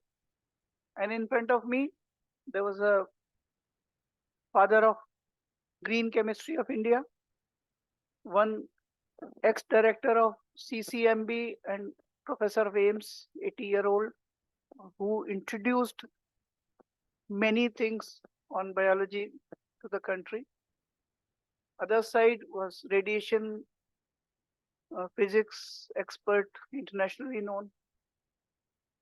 And we were talking about application of mathematics, how I was trying to bring out the problems. So I thought it was a good opportunity. I said I work on life, human life. Life is a mystery which does not follow any laws of physics, maths, or chemistry. So it rhymed and I put in all the people together. कि life में इतनी openness है, biological sciences में, आप कुछ भी सोच के देखिए आपको problems ही problems मिलेंगी. जिस problem पे आप काम कर सकते हैं उसमें आगे बढ़ जाइए. And 1999 I gave this slogan of integrating environmental hygiene with personal hygiene, the only way to good health. I was invited by Iowa State University, Loughborough University, UK, Pennsylvania State University, AIT Bangkok, NUS Singapore, NTU Singapore. They wanted to know what do I want to say about integrating environmental hygiene. because those days in India, almost 85% of the diseases were due to contaminated water, about 10% due to contaminated air. Then vaccination saving people is not sufficient. Now, with water being so much talked about and worked upon, indoor air use of solid fuels has taken the first priority. We have a term called DALY's lost, disability adjusted life years. So environmental factors may use of solid fuels in indoor air has become #1 cause as per the WHO decadal report for India. Opportunity is yours. ये सब farmers अभी भी लकड़ी जला रहे हैं, आप better fuel तैयार करके दीजिए ना इन्हें। आपको हो सकता है एलपीजी की जरूरत नहीं पड़े। और वही हमारे डॉक्टर यादव जी पद्मश्री जो चेयरमैन है कमेटी के, उन्होंने पंजाब में यही कहा है कि आपको ग्रीन फ्यूल्स को लाना ही पड़ेगा अगर आपको सिलेंडर सस्ता चाहिए तो। The whole idea is generate technologies for them. Another project I remember, some 20 years back, we carried it out. Rajasthan government wanted to go in a big way for Jatropha farming. Now Jatropha for producing the fuel. Oil seeds having a content of as high as 42-43%. The seeds having oil content of 42-43%. I told them, why should the farmer extract the oil and give it to you for trans-esterification and producing diesel? Why can't you make stoves directly from the Jatropha oil? So through CTAE and our collaboration, we developed those stoves. We had a lot of demand. Otherwise, you have to see the psyche of the farmer also. He would not like to extract. Now, this cultivation, Rajasthan government wanted in a big way. I said, you are fools that you are trying to attempt it. Why the Jatropha is planted on the boundary? मेड़ पे क्यों लगाते हैं?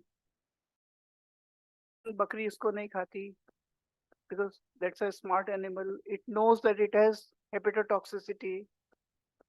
तो farm को बचाता है. It requires water through capillary only. आप उसको मेन फार्म पे लगाओगे, फ्लड करोगे तो it won't survive. So don't attempt such things. We would rather like to attempt biotechnology interventions to reduce the toxicity, hepatotoxicity. So I had sent a proposal along with NIRI then director, Dr. Chakraborty, but somehow, I mean, for some reasons, it was not through. The whole committee was dissolved for some reason. But this is what I thought of, working with a biotechnologist through a series of steps through biotechnology interventions to reduce the hepatotoxicity of Jatropha. क्योंकि Jatropha के oil तो एक seeds तो एक small fraction है, बाकी के पत्ते और सब चीज तो that's a major fraction. What to do with that waste? Same is with the agricultural produce. Some crops give more food, less waste. Some give more waste, less. You have to convert everything. Your responsibility does not terminate at giving a high productivity to the agriculture. Next, please. Swami Vivekananda ने more than 100 years पहले कहा था कि to prevent is the whisper of the future. We are still trying to find cures for the new diseases rather than preventing. Next. Projects should have social relevance. We have talked enough about it. Next. Just quickly, ये राजस्थान की situation है. 9 साल की बीना हमने पहली बार इतने कम छोटी as के बच्चे में कुबड़ दिखाई है फ्लोराइड के कारण. Raipuria village, 37 kilometers from my institution. And such severity was there, I was moved. We started off this program in 1988. Then I went for my own PhD. So उसके बाद आके 95 onwards, we have been working on hundreds of villages. Next, please. ये जो lower वाले side पे है, ये वनस्थली के एरिया से है, निवाई ब्लॉक से, paralysis due to high fluoride, because fluoride gets deposited on the backbone and creates a neuromotor toxicity. Second one is not my primary one, and very interesting, this is from Madhya Pradesh newspaper. The lady on your left is the daughter of the lady on your right. So we identified the reasons and did a lot of things to reverse the fluorosis. I will not go into any of those details. But right side वाला जो है, कहता है sir मेरे को 10 minute दीजिए, ये भी रायपुरिया गांव का है, मुझे बाल काले करके आने दीजिए. He was 22 that time. He looked as if he was in his 50s. With you can see the deformities of hands and legs. Next, please. So this was a usual picture across the state. Whichever village we enter, 5-6 बच्चे तो टेढ़े मेढ़े हाथ पैर वाले मिल जाते थे. 2004 में we made a movie for Doordarshan which received the Best Film of the Year award in environmental category. But I am specifically sharing it with you for the reason. उसके 2 साल बाद गए रायपुरिया में, सर आपने हमारे कबाड़े करा दिए. Why have you not received proper water now? Sir, we are receiving good quality water through a regional scheme now. Our joint pains are much lesser. We are getting benefited. Our children are not getting deformed. But ये movie सारे जगह दिखा दी गई, हमारे यहाँ कोई शादी करने को तैयार नहीं. So that was my fault. I should have thought about it. And all your projects should have this kind of human angle being properly thought of. And if you can explain it in front of the committee, again you have an edge. You already have an edge. So we are first ones internationally to have treated fluorosis patients with oral medicines through controlled doses of calcium, vitamin C and vitamin D. Next, please. कुछ dental stains कुछ respond करे हमारे treatment को, कुछ नहीं भी करे. Next, please. Next. बच्चों के 2-2 साल तक दांत नहीं आ रहे थे, permanent teeth after losing their milk teeth. हमारे ट्रीटमेंट के within a month आने लगे. डायरेक्टली एक बार डिफॉर्म हो जाती है बोन, कुछ नहीं हो सकता. बट बोन का, नेक्स्ट प्लीज, बोन का सारा फ्लोराइड डिपॉजिट्स बिफोर डिफॉर्मेशन अगर आप उसको डायग्नोस कर लेते हैं तो डोजेस से ठीक हो सकता है. And how to diagnose it, we found out through our own data, through its data handling, कि किस तरह से हम अर्ली एज डायग्नोसिस करें and differential diagnosis with arthritis करें. Next please. सो हमने फ्लोरोसिस की पैथोफिजियोलॉजी दी जिसके थ्रू रिवर्सल अचीव किया. Next please. आपके लिए यहाँ पे खाली यही मैसेज है कि हाई फ्लोराइड एरिया में जहाँ हाई फ्लोराइड के साथ क्रॉप्स लग रही हैं, क्योंकि अनफॉर्चुनेटली राजस्थान में बाजरा बहुत स्टेपल डाइट में आता है और बाजरा एब्जॉर्ब्स इट. तो जहाँ बहुत ज्यादा हाई फ्लोराइड है, please try to dissuade the farmer, discourage the farmer for growing bajra and come out with maybe maize. Maize is better, that does not accumulate much. So something which accumulates less fluoride, you should try to promote. So ये तो mathematics जो लगाई जिससे early diagnosis possible हुआ. Next please. I will not go into any of those details. Next. Next. Now this was, ऊपर वाला जो है शिवदासपुरा का है, मैंने आपको कहा था 2 विलेजेस. नीचे के पिक्चर्स रायपुरिया के, near each other but absolute different. That brought out our new research in medical sciences of fluoride and aluminum synergistic effects. And that was a starting point. Once we established that both of them can aggravate the impacts together, we started assessing all our defluoridation technologies and produced new series of defluoridation technologies. Next please. So ये existing Nalgonda technique है, इसको हमने improve upon किया. Next please. और इसके सारे problems को हमने prove करके दिखाया कि सिर्फ एक 5 फीट की माइक्रोफिल्ट्रेशन मेम्ब्रेन के साथ उस हेड पे कर दें, मींस रेस प्लेटफॉर्म पे नालगोंडा टेक्निक का सिस्टम डालें और स्टोरेज को 5 फीट नीचे ले लें खाली through a membrane. It will work, but we further improved upon by replacing alum with PACL, synthesizing more PACLs. I will not go into any of those. Next please. Next. इसका सारा mathematical analysis किया, उसकी theory prove करी medical के कारण और engineering में. Next please. अब आप थ्रू करीजिए इसको 2-3 इसमें क्योंकि कुछ एनिमेशन था. नेक्स्ट. नेक्स्ट. ये एक डिफ्लोरेशन प्लांट्स 40,000 प्लस इंडिया राजस्थान में लगे हुए हैं. हमने उनको इम्प्रूव अपॉन किया, उनकी technologies as well as new technologies we introduced. One of such plants, few of such plants were employing hydroxyapatite. 500 रुपए किलो मंगाते थे ऑस्ट्रेलिया से. मार्बल स्लरी से हमने उसमें बनाया 1/10 कॉस्ट पे. Next. So many more projects on fluorides, but will not describe. Next please. एक permeable reactive barrier इसमें लिखा हुआ है फ्लोराइड को in situ रोकने के लिए. But this barrier can stop many toxins if they are produced from the agricultural farms to stop. And I just wonder, can we think of a permeable reactive barrier for stopping the pesticides growing into the groundwater? That can be one of the things which we can explore together. Because like in Punjab, they have enough of surface water for drinking. So that is contaminated with pesticides. Groundwater अभी तक reported नहीं है pesticides की contamination, क्योंकि monitor नहीं कर रहा कोई. बट शैलो है water table, there is a possibility. Rajasthan में 100 to 500 मीटर डीप है, it's not reach. But wherever there is shallow water table, we should assess, and then we can think of jointly making a permeable reactive barrier to arrest pesticides. Next please. So I was telling about government policy. Next.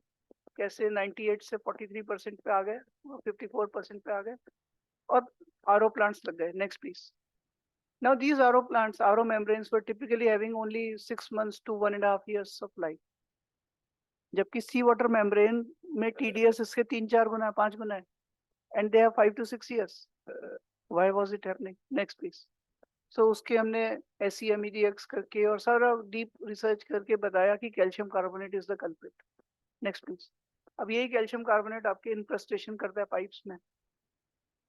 So जो approach पानी में anti scalant डाल के calcium carbonate बचा सकती है, can it be done at the farm level also? Maybe that is another. So you have to read a lot between the lines for the data. and आपको टाल कटोरा वाला मैंने एक्सपीरियंस बता ही दिया कि वहाँ क्या हो रहा था कि हाँ, दिस इज वेरी इंपॉर्टेंट. मैं बता रहा था कि फिश मर जाती हैं और टॉर्टोइजेस को ब्लेम कर रहे थे.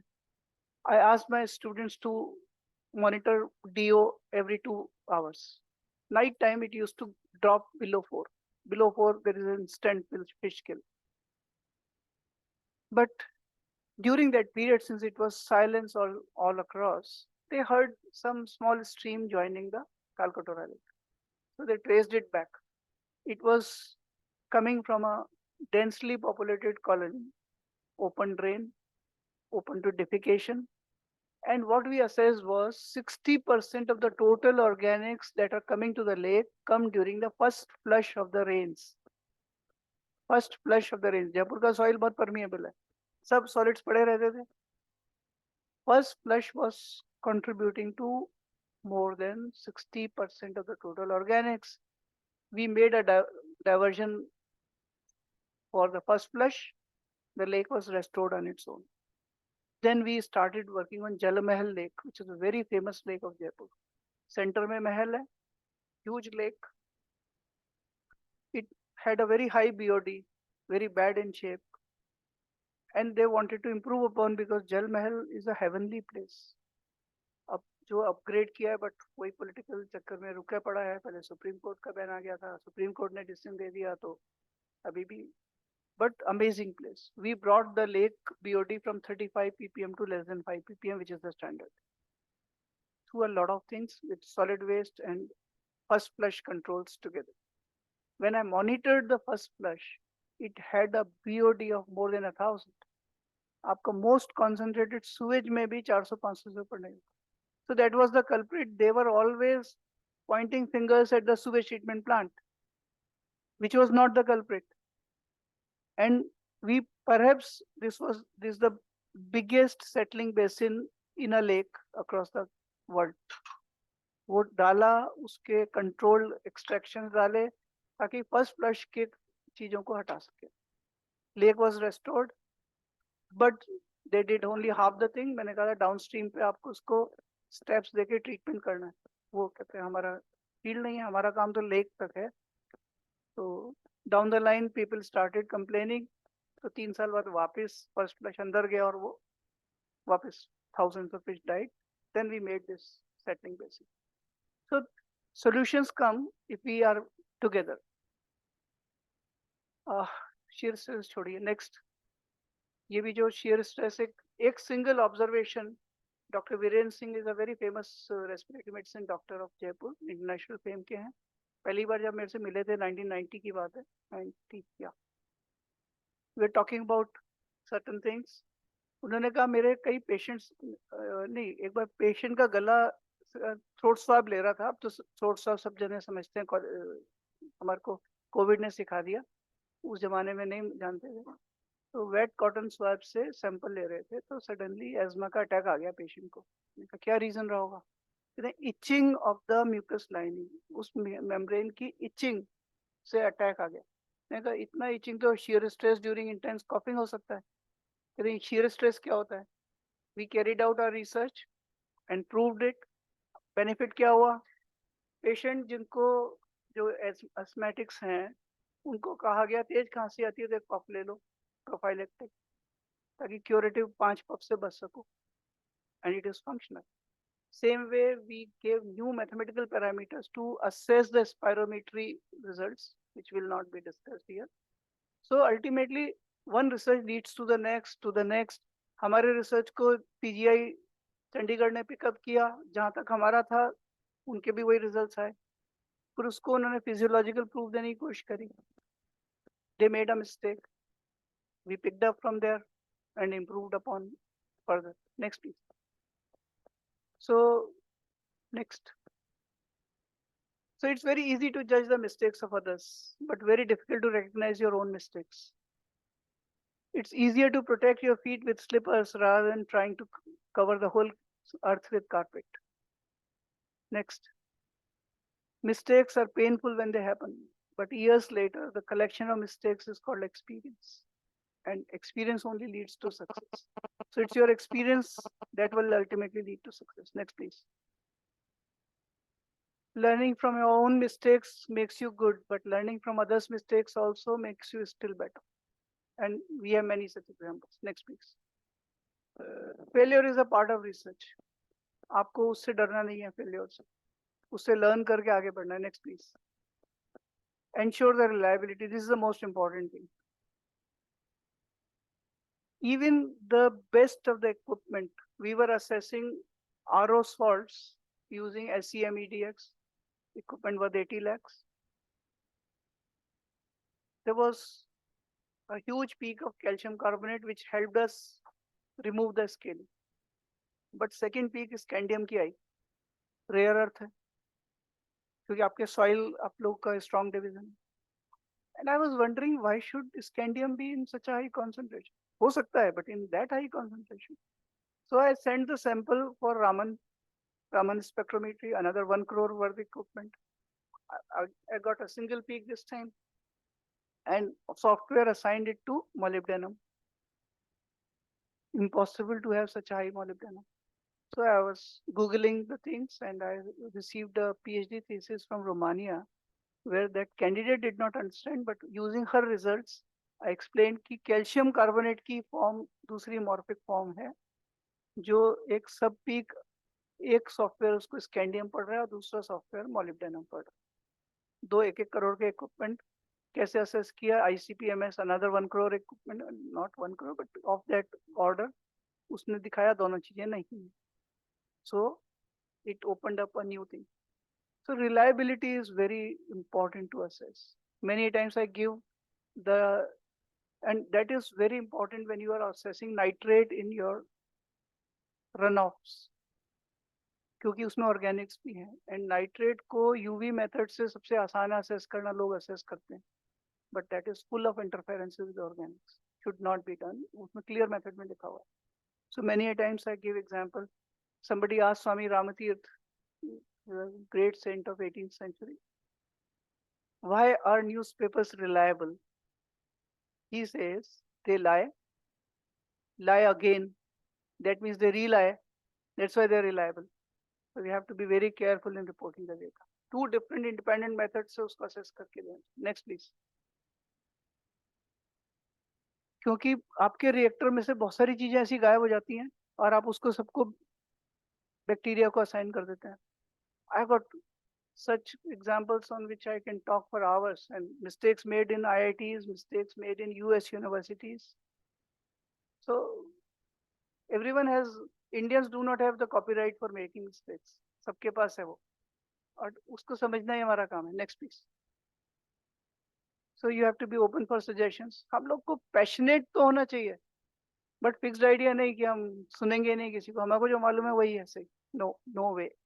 So that is why, I mean, it's very important that no research can be perfect. There is always a room for improvement. So be passionate about your research, but be open to suggestions. Next please. Next 2-3 बार कर जाइए आप उसको, आपको अपना time optimise कैसे करना है. लोग कहते हैं हमने टाइम मैनेजमेंट कर लिया. There is time only ticks past. Nobody can manage. You have to manage your activities to suit the time available. Next please. Next. Develop a team. I think we are coming towards the end. तो मैं ये story सुनाई देता हूँ आपको, क्योंकि teachers की आदत खराब होती है, बहुत सारी स्टोरी सुनाते हैं. So one of my students sent this story to me about 17-18 years back. Hare and tortoise story in a new form. There are 4 parts of it. First is the same. Hare and tortoise run a race. Hare is well ahead of tortoise, relaxes, sleeps. Tortoise comes slowly and wins. So slow and steady wins the race. Now it was the turn of the hare to do the SWOT analysis. Says, I'm so strong, why did I lose? He challenges the tortoise. They run again, and this time hare wins by miles. So third part starts, was the turn of the tortoise to do the SWOT analysis. It's stronger, so I have to be strategic. So they start running the race. Between the last and last but one, there was a river. The poor tortoise, despite being well ahead, cannot do anything. Tortoise comes slowly, swims, finishes. But the last part of the story is that they sit together and say that enough of this cutthroat competition, let's make a team. On the land part, hare takes tortoise on its back. On the water part, tortoise takes hare on its back, and they finish in a record time. And we want people to make such records in India rather than looking towards the West for giving us suggestions. We are far better than the Western world. मैंने इतने बाहर की universities में lectures लिए हैं, जो Indian audiences से questions आते हैं वो वहां से नहीं आ सकते. Indian brain is the most fertile brain because हम सारे कंस्ट्रेंट्स में भी परफॉर्म करते हैं. And that is what I try to evoke among the people. Next please. So it doesn't matter how slow you could be till you do not stop. Next please. Solutions may not always be complex. मेरे ख्याल से NASA की stories हमने सुनी होगी कि उन्होंने first flight भेजने वाले थे स्पेस में. Somebody asked a question, how will our astronauts take notes under zero gravity conditions? Ink may not flow in the right direction. So they assigned this task to Anderson Associates. In 2 years, they made a beautiful pen which could write in any direction. Meanwhile, Russians sent their first man in space. They asked them, how do your astronauts take notes? They said, they take pencils. And we have made so many interventions in poverty alleviation programs in Rajasthan that have changed the life of the people with simple interventions. Next, please. I don't know whether I have any interview. Next, please. आपने ऐसे देखे होंगे हैंडपंप्स बहुत सारे, पास का stagnant water. किसी भी audience में पूछता हूँ मैं कि क्या हो सकता है, कहते हैं मच्छर पैदा हो सकते हैं, malaria. But you see, when you dig a trench, put the machinery inside, there is an annular space at the periphery of the pipe, which is supposed to be filled with clay and compacted. I have seen hundreds of them, not a single in a proper. So that provides a shortcut to the pollution. Stagnant place is the best for enhancement of all kinds of pathogens, and providing a shortcut despite a deeper water table is one of the major reasons for water related diseases in the villages. So what we did was, next please. This was 1999 when we did it. Next. हमने क्या करा, pipe और मतलब tap और handle को एक side लिया है। बच्चे लोग करते थे कि हैंडल चलाया, दूसरी तरफ जाके पानी पी रहे हैं, एक गिलास पानी में 25 गिलास गिराते थे, इसलिए वो पूलिंग होती। This overflow comes to a pool for cattle to drink and that overflow goes into a soak pit, जिसमें वो पर्सन खड़ा हुआ है, not a drop of water anywhere. That reduce the incidence of water related diseases significantly. जैसे कशेली गांव में IIT Bombay में जब हम पढ़ते थे, 50 किलोमीटर दूर वहां जाते थे, एक गांव में बहुत हाई इंसिडेंसेस थे वाटर रिलेटेड डिजीज के, देयर वाटर वाज गुड। सो हमने देखा कि पर्टिकुलर कम्युनिटी, और नेम द कम्युनिटी, कोई डिग्रेड करने का किसी को वो नहीं है, बच्चे के आफ्टर डिफिकेशन क्लीन करने के बाद पानी से हाथ धोकर अपने काम में लग जाती थी। पूछा क्यों, तो कहते हैं बच्चे की तो पॉटी इनॉक्यूअस है, इट्स हार्मलेस। मैंने कहा हमारे कहने पे साबुन यूज करना शुरू कर दो। That was 1987-88 and that resulted into huge difference in the whole health. So simple solutions may also work, and those simple solutions can only be brought by those people who are experts of it. So agriculture के लिए आपको सोचना है। Next please.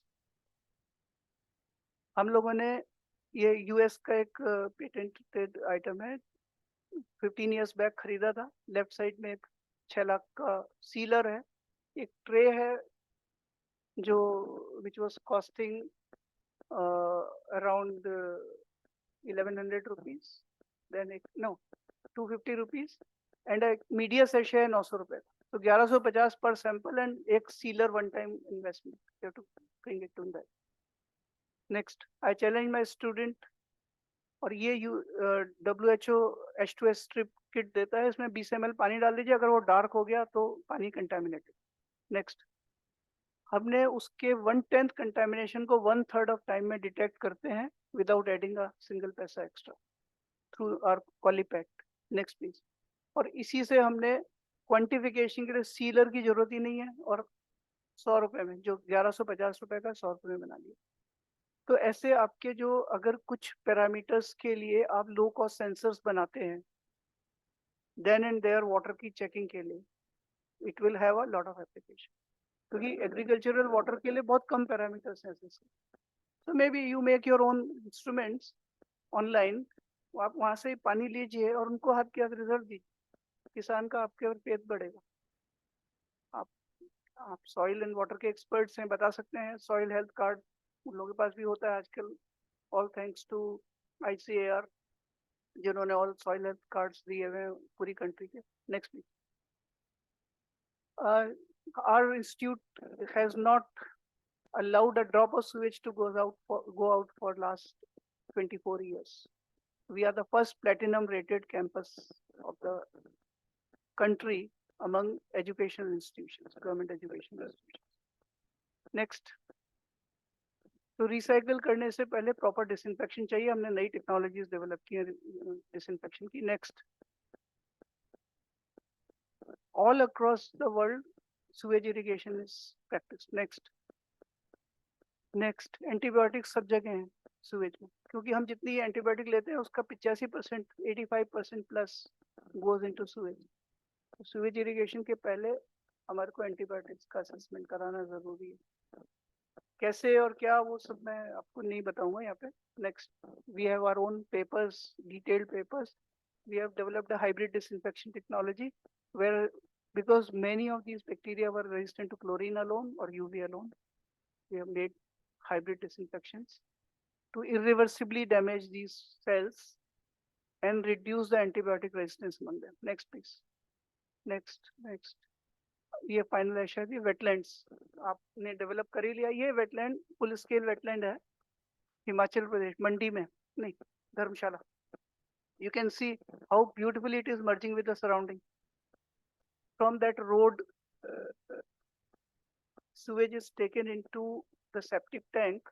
Wetland के just ऊपर septic tank है, under gravity उसमें से आया, under gravity wetland पे गया, wetland 1 and 2, and wetland के outlet से directly उसको वापस उसी sewer line से join कर दिया। उनकी lake restore हो गई within no time. Now this is a full scale experiment. We have assessed 30 such field wetlands of Hyderabad, and Himachal Pradesh. Next please. ये नए वेटलैंड के डिटेल्स हैं, आप कभी भी इंटरेस्टेड हो तो देखिएगा. नेक्स्ट, इनके लिए नए प्लांट्स आप सजेस्ट कर सकते हैं. Canna indica is commonly used, phragmites is commonly used, but I feel local grasses को यूज करें, ह्यूज सरफेस एरिया और सीधे फॉडर में काम आ जाएगा. Next please.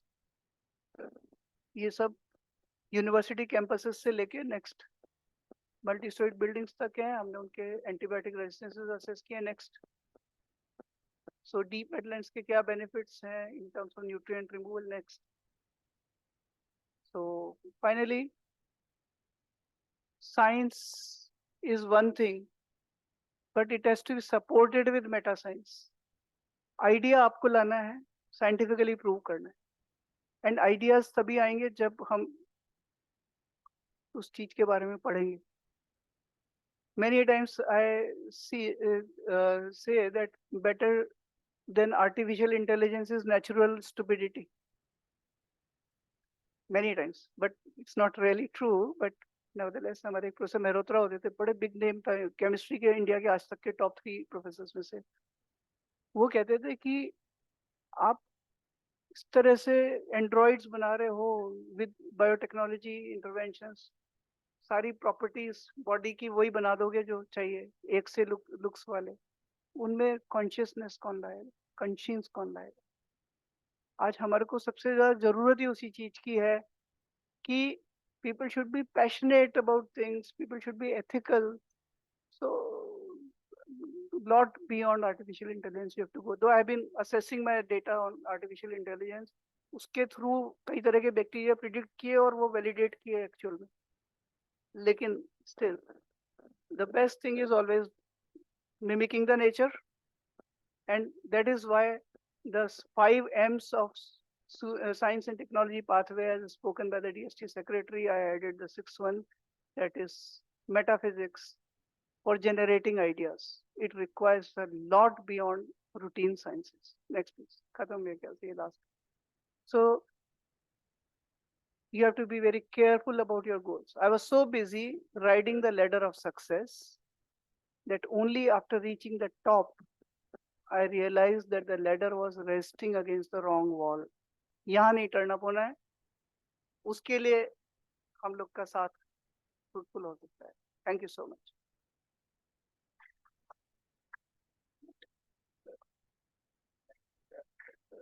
Thank you, sir. Now time is also up, and you have elaborated in a nice manner of all your history and your progress and the models and systems we could learn.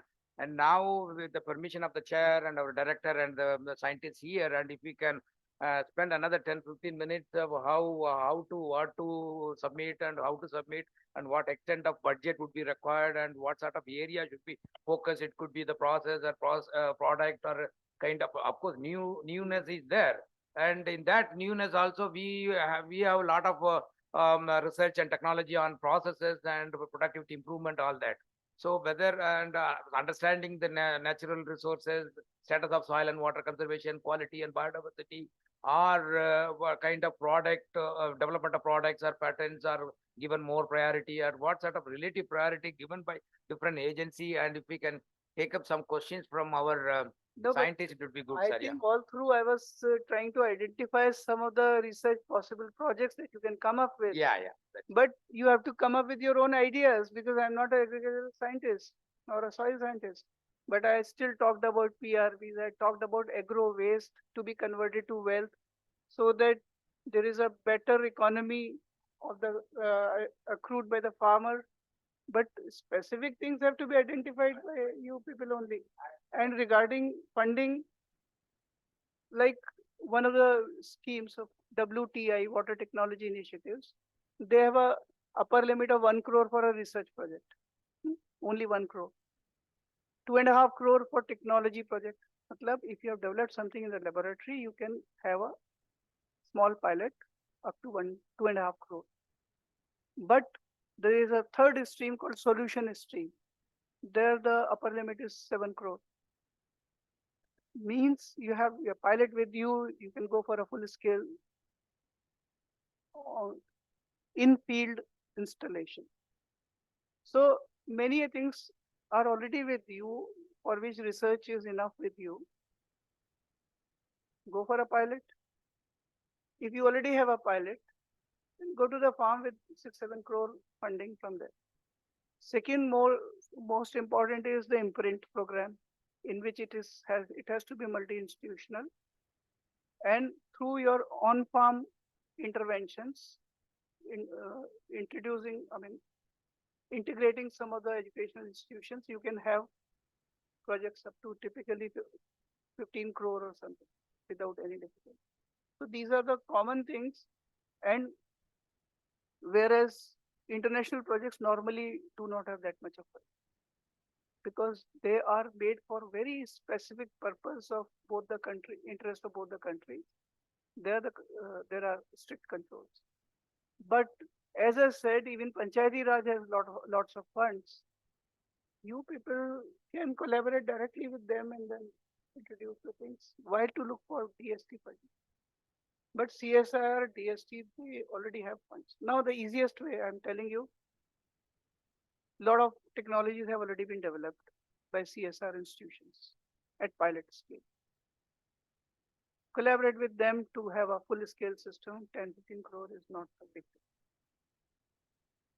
So rather than trying to start afresh for research with your own ideas, the time is ripe when take those lists from the CSR or DST, identify some of the technologies that you would like to scale up with your resources in the sense that you've been doing such similar things and now better technology being available, you want to introduce it in the farm. You'll be easily taken up by these. For us, making a rapport with a farmer is not easy at all for any intervention. So you have got plethora of already researched projects, many pilots being available. Don't think small, go for a big intervention straight away. Can anybody, they wanted to have some quick question? Those who are on online or offline?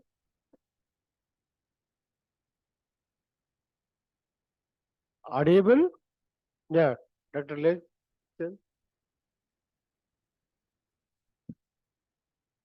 Good afternoon, sir. Actually, your discussion was encompassing everything, I think, not only the guidance to us for preparing a winning proposal.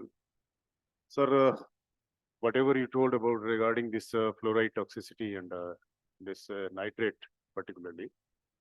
So, have you ever observed that the nitrate toxicity is particularly where the water table is relatively less in the areas? No. One part, sir. Yeah. Because during my childhood, I have seen that they were not applying the nitrogenous fertilizer, but near the cities or near the town, the water, they were calling it matwala pani. Once they irrigate the crop, then it becomes less green because of the high nitrate content. So it was even earlier to that application of the fertilizer. And another, my small question, sir, is there possibility to filter out the synthetic molecules in the RO system, sir? Because that is a major concern now. Thank you, sir. Yes, in fact, your observation is very correct. You see, shallow level aquifer having nitrates will be possible only where agricultural practices are intense. But in Rajasthan, we have a very deep groundwater table. Soils do not have any organics. Denaturation requires organics. Soils are highly permeable, uniform sized. So nitrification takes place very efficiently, and percolated water has high nitrates. So over the decades, nitrates have built up because of typical geology. But in Karnataka, very high nitrates, shallow water tables, that is more due to agricultural things. So you will automatically find that Rajasthan urban areas also have high nitrates because of sewage. Rural areas have high nitrates because of agricultural practices primarily. So shallow or deep depends on the context. And that water is excellent for irrigation. There's no doubt about it. But what you have to assess is it fit for human consumption or not? Otherwise, make it fit for human consumption and give it. You see, major consumption is agriculture. 85 to 87% water is used for agriculture. So why to treat everything? Many a times, I tell people that we are providing 135 liter per person per day as per the design in urban, and 70 liter per person per day, out of which only 3 to 4 liters is used for drinking. So why are we treating everything to that extent? For flushing, we use 45 liters. You have to be careful. So in one of the housing colonies made by one of my students, 250 tenements थे, कहता है कि sir मैं सोच रहा हूँ हर एक flat के साथ एक RO, domestic RO plant gift कर दूं. No, don't do it. Make a centralise system. Centralise RO से पाइप दे रखा है ड्रिंकिंग के लिए. People use it in a metered fashion, and all the RO reject is directly used for flushing. एक शुरू से ही प्लम्बिंग लाइन ऐसी करवा दी थी कि खाली फ्लशिंग में काम आएगा. सो अगर आप मास बैलेंस लें तो कुछ भी हम जितना निकाला उतना वापस डाल दिया. So no pollution control board people can trouble you. But that is how things should go, because drinking consumes hardly 3-4 liters out of 135 liters for which you have made the supplies. Same way for agriculture, if you can find out, that would be wonderful. आप लोगों के बहुत सारे practices हैं जिसमें I remember a study about 30 years back काजरी में की गई. उसमें क्या करा उन्होंने कि at the root level bentonite की एक लेयर डाल. bentonite की लेयर ने पानी रिटेन कर लिया जो कि राजस्थान सॉइल में रिटेन नहीं होता था. सेम पानी पे सेम फर्टिलाइजर्स पे भिंडी की फसल 5 गुनी हो गई. सो अनदर एग्जांपल, अलवर में people are practising because rain water को स्टोर करने के लिए सरफेस पे लिमिटेड एरिया है. So what they are doing is we have highly saline stretch, उसमें इंजेक्ट कर देते हैं वाटर को, रेन वाटर को, and those fresh water lenses are continuing for months together. So very low cost storage. Why? Because the saline water density has been monitored to be 1.6, 1.7 gram per cc. Amazing. So इस तरह की कोई practice आप लोग वो भी research कर सकते हैं कोई पर्टिकुलर चीजों को. परमिएबल रिएक्टिव बैरियर आप लगा सकते हैं पर्टिकुलर चीजों पे. तो ये कॉमन सेंस नॉलेज ही सबसे इम्पोर्टेंट है, वहां से साइंस देनी. जो आपने कहा ना कि कौन सा पानी बता रहे थे, क्या नाम, मत वाला पानी, ऐसे नहीं आती. कोई भी टर्म आती है कोई रीजन का.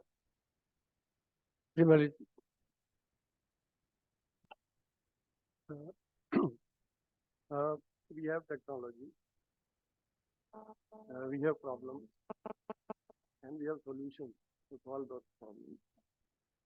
But still we see in the present society, we are not transforming the knowledge we possess into real world solutions. The last solution you presented was that the consciousness, the metaphysics, we have to look into to find the real world solution. You have been at the helm of affairs in terms of scientific effort which is being made at the country level. Government has been investing in terms of a lot of money and the resources to develop the physical world solutions to different problems. Don't you think that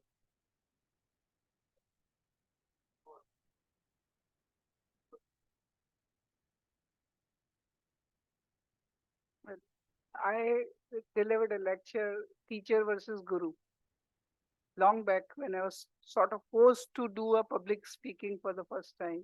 I avoided totally otherwise. कि कैसे India का concept of Guru is far far better than that of a teacher. And इसमें मैंने कई सारे PPTs जो students ने भेजे थे उनको रोपन किया. Just to give an example, a teacher instructs, a guru constructs.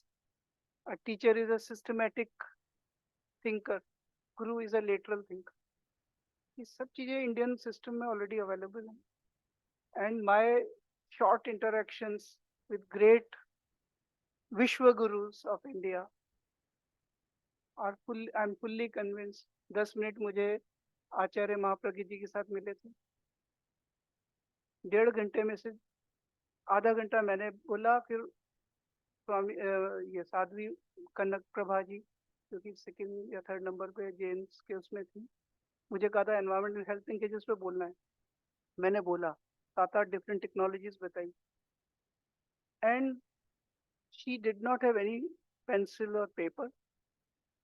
She took all those projects in the same sequence and talked about what Jain literature, Jain साहित्य क्या कहता है उसके बारे में और क्या possible solutions हैं.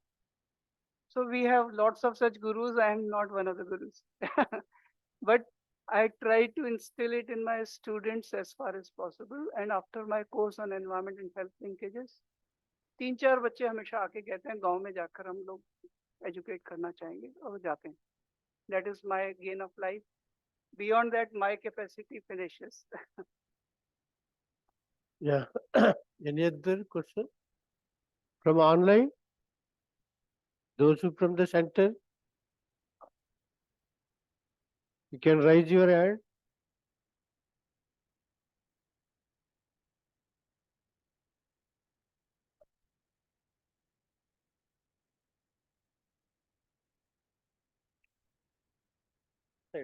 Right, right, right.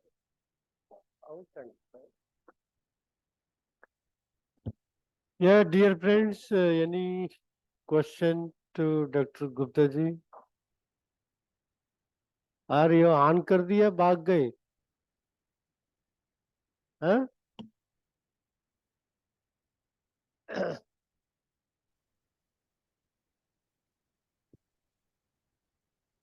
Gupta ji, क्या है? You want to have some question? No, no, sir, no, sir. Okay, okay. You are showing your presence. हाँ, कोला साहब भी ओपन कर रहे हैं. अब जैसे आप चेक करना चाह रहे हो शायद डाउट हो रहा हो कभी. नहीं, मैं सोच रहा था खाना का पीरियड है ना. नहीं, ऐसा नहीं है. It was very interesting topic and it was well explained. And definitely if we adopt this strategy, definitely we can get the projects. Dr. Gulshan, you have something to say? No, no, sir. No, okay, that's fine. Anybody? I think there's one issue in our institute also we have been discussing for a quite long time about the fast force availability in hilly regions. क्या है sir? जो fast force का जो availability है ना, जैसे we are getting around even 100 kg also we are getting the available P. Yeah. That need detail. So that sort of studies, I think we can refine our methodology because that still is debatable. Surgery चाहिए. Yeah. So that sort of things we can also just try to find out within our system, within our domain, and we can do some activities on that. Yeah, that's fine. Dr. Kala, you have some question? No. Hello, sir. Namaste, sir. I just Yeah. now returned from just now means morning 11 onwards. I am listening the talk, sir. It is very impressive and mind tuned and thought provoking. I learned many things, sir. At this age, 2 hours almost his continuous talk and energy. Sir, really, it is an impressive presentation we listened at this age. So thank you for the opportunity also, sir. ठीक है, that's fine. Yes, From the yes, sir. woman participant. Yes, sir. Yes. Dr. Lakaria? Yes, sir. Yeah, you have something to say? No, sir. It was a very elaborate presentation, and I could attend. I have also attended, but in between I was also some busy, sir. I'm on leave also, but I joined, sir. Anyway, ठीक, it was nice to hear, sir. Okay, धन्यवाद, thank you. Thank you, Ramakant, sir. you are having something?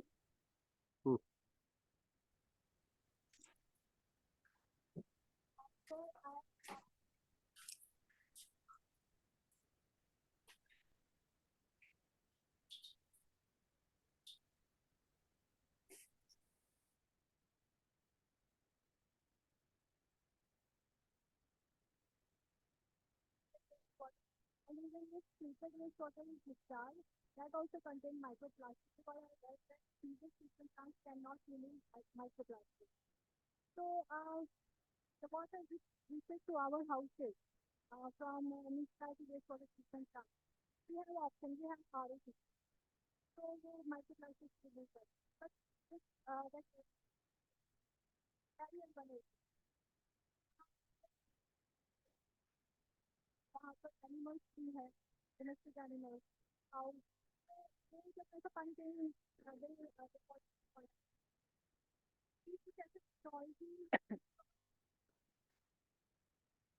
material. Actually, in India, still even the definition of microplastics is not properly coming up, and TERI has been assigned to bring out the parameters to characterize microplastics, and that report will be out very soon, maybe within a couple of months, because they've been working on it for almost 2 months. First thing is to characterize it properly. Second thing is sewage treatment plants remove typically around 70-75% of the microplastics, but it's a separation, it's not a treatment. So it goes into the sludges, which is again problematic. And microplastics have to be prevented rather than treated. But a very big trial is going on for Yamuna River near Agra through German assistance, where they pump the water in huge quantities and retain the microplastics on sieves, and then they take it to the site where they would convert it to energy. So I put up a few questions. Microplastics have a huge energy. You are taking a DG set for pumping the water out, rather than you create a pyrolysis unit there itself, use that energy directly to run the pump, and that microplastic will be used for generating the energy. So then and there, you should, otherwise you'll spend a lot of energy for transporting the microplastics also. Another thing that I suggested them was, typically if you raise the temperature to 50-60 degrees Celsius, it will sort of get softened and 1/5 in volume, so that your transportation cost can be low. So microplastics have a lot of energy in it. They are not biodegradable. So they have to be separated out and its energy has to be utilized. That is the attempt all across the country now. And this trial on a big scale for Yamuna River may pave another way where we can develop some systems through which, to a good extent, at various places across a river, we can reduce them. But my own experience with plastics in general, with Andhi village, where we are working for last 2 years, now people are considerably knowledgeable about not wasting the plastics or not using the polythene bags. You see, through inadvertent things, microplastics are created. You have a pouch, you tear it.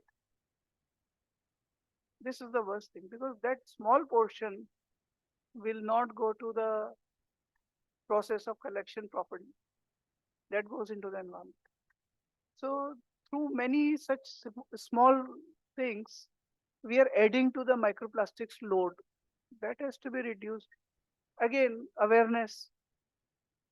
We assessed when I was putting up an aerobic composter in my campus.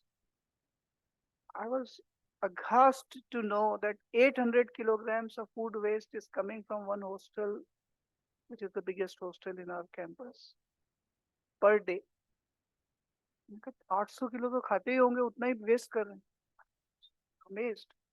So we made a campaign And one of our lady faculty members, she's so, energetic.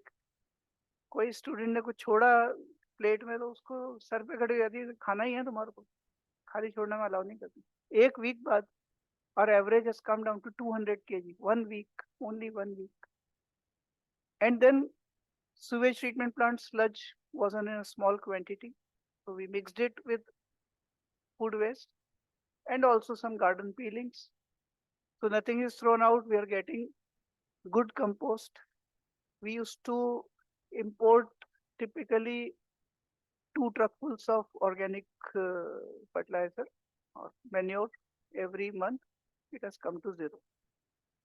So microplastics specifically have to be talked upon through their first characterization, then the method of prevention, then we talk about collection, and then converting to energy rather than attempting biodegradation. This is as simple as that. Okay, sir. Okay, thank you very much for your excellent presentation and also enlightening our young and energetic scientists. Of course, some of the feedback you have also answered. And your presentation enlightened with the example, that is case study. That is a much more interesting part. And of course, we try to address what is to be future to be taken up. Of course, the gaps and new dimension of area themselves, they have to identify, looking to the mandate of the institute. Yeah, once again, on behalf of my scientist colleague, on behalf of the institute, I profusely thank you for coming over here and sharing your excellent knowledge, and definitely it will be useful to our scientist colleague. Over to Dr. Muruganandan. Thank you, sir. And with this, we can even have a collaboration. You are again promoting and calling for collaboration. And we can, some of our scientists can team up with you, your group also in the future. And as you suggested, we can expand our collaboration and joint working. As you rightly suggested that collaboration, joint working only is now need of the hour. We will do that. And with your enlightening speech and case studies, we could understand that why you have not taken up kind of administrative positions like deans of IITs, NITs, and VCs. He has been called, and the interest with which you are running the research projects and programs and guiding students. And so all that we could understand very well. Thank you once again from our director side, institute side, and scientist side for accepting our invitation and taking pain to reach our institute. And we will have a collaboration in future, sir. Thank you, sir. Thank you, sir. Thank you.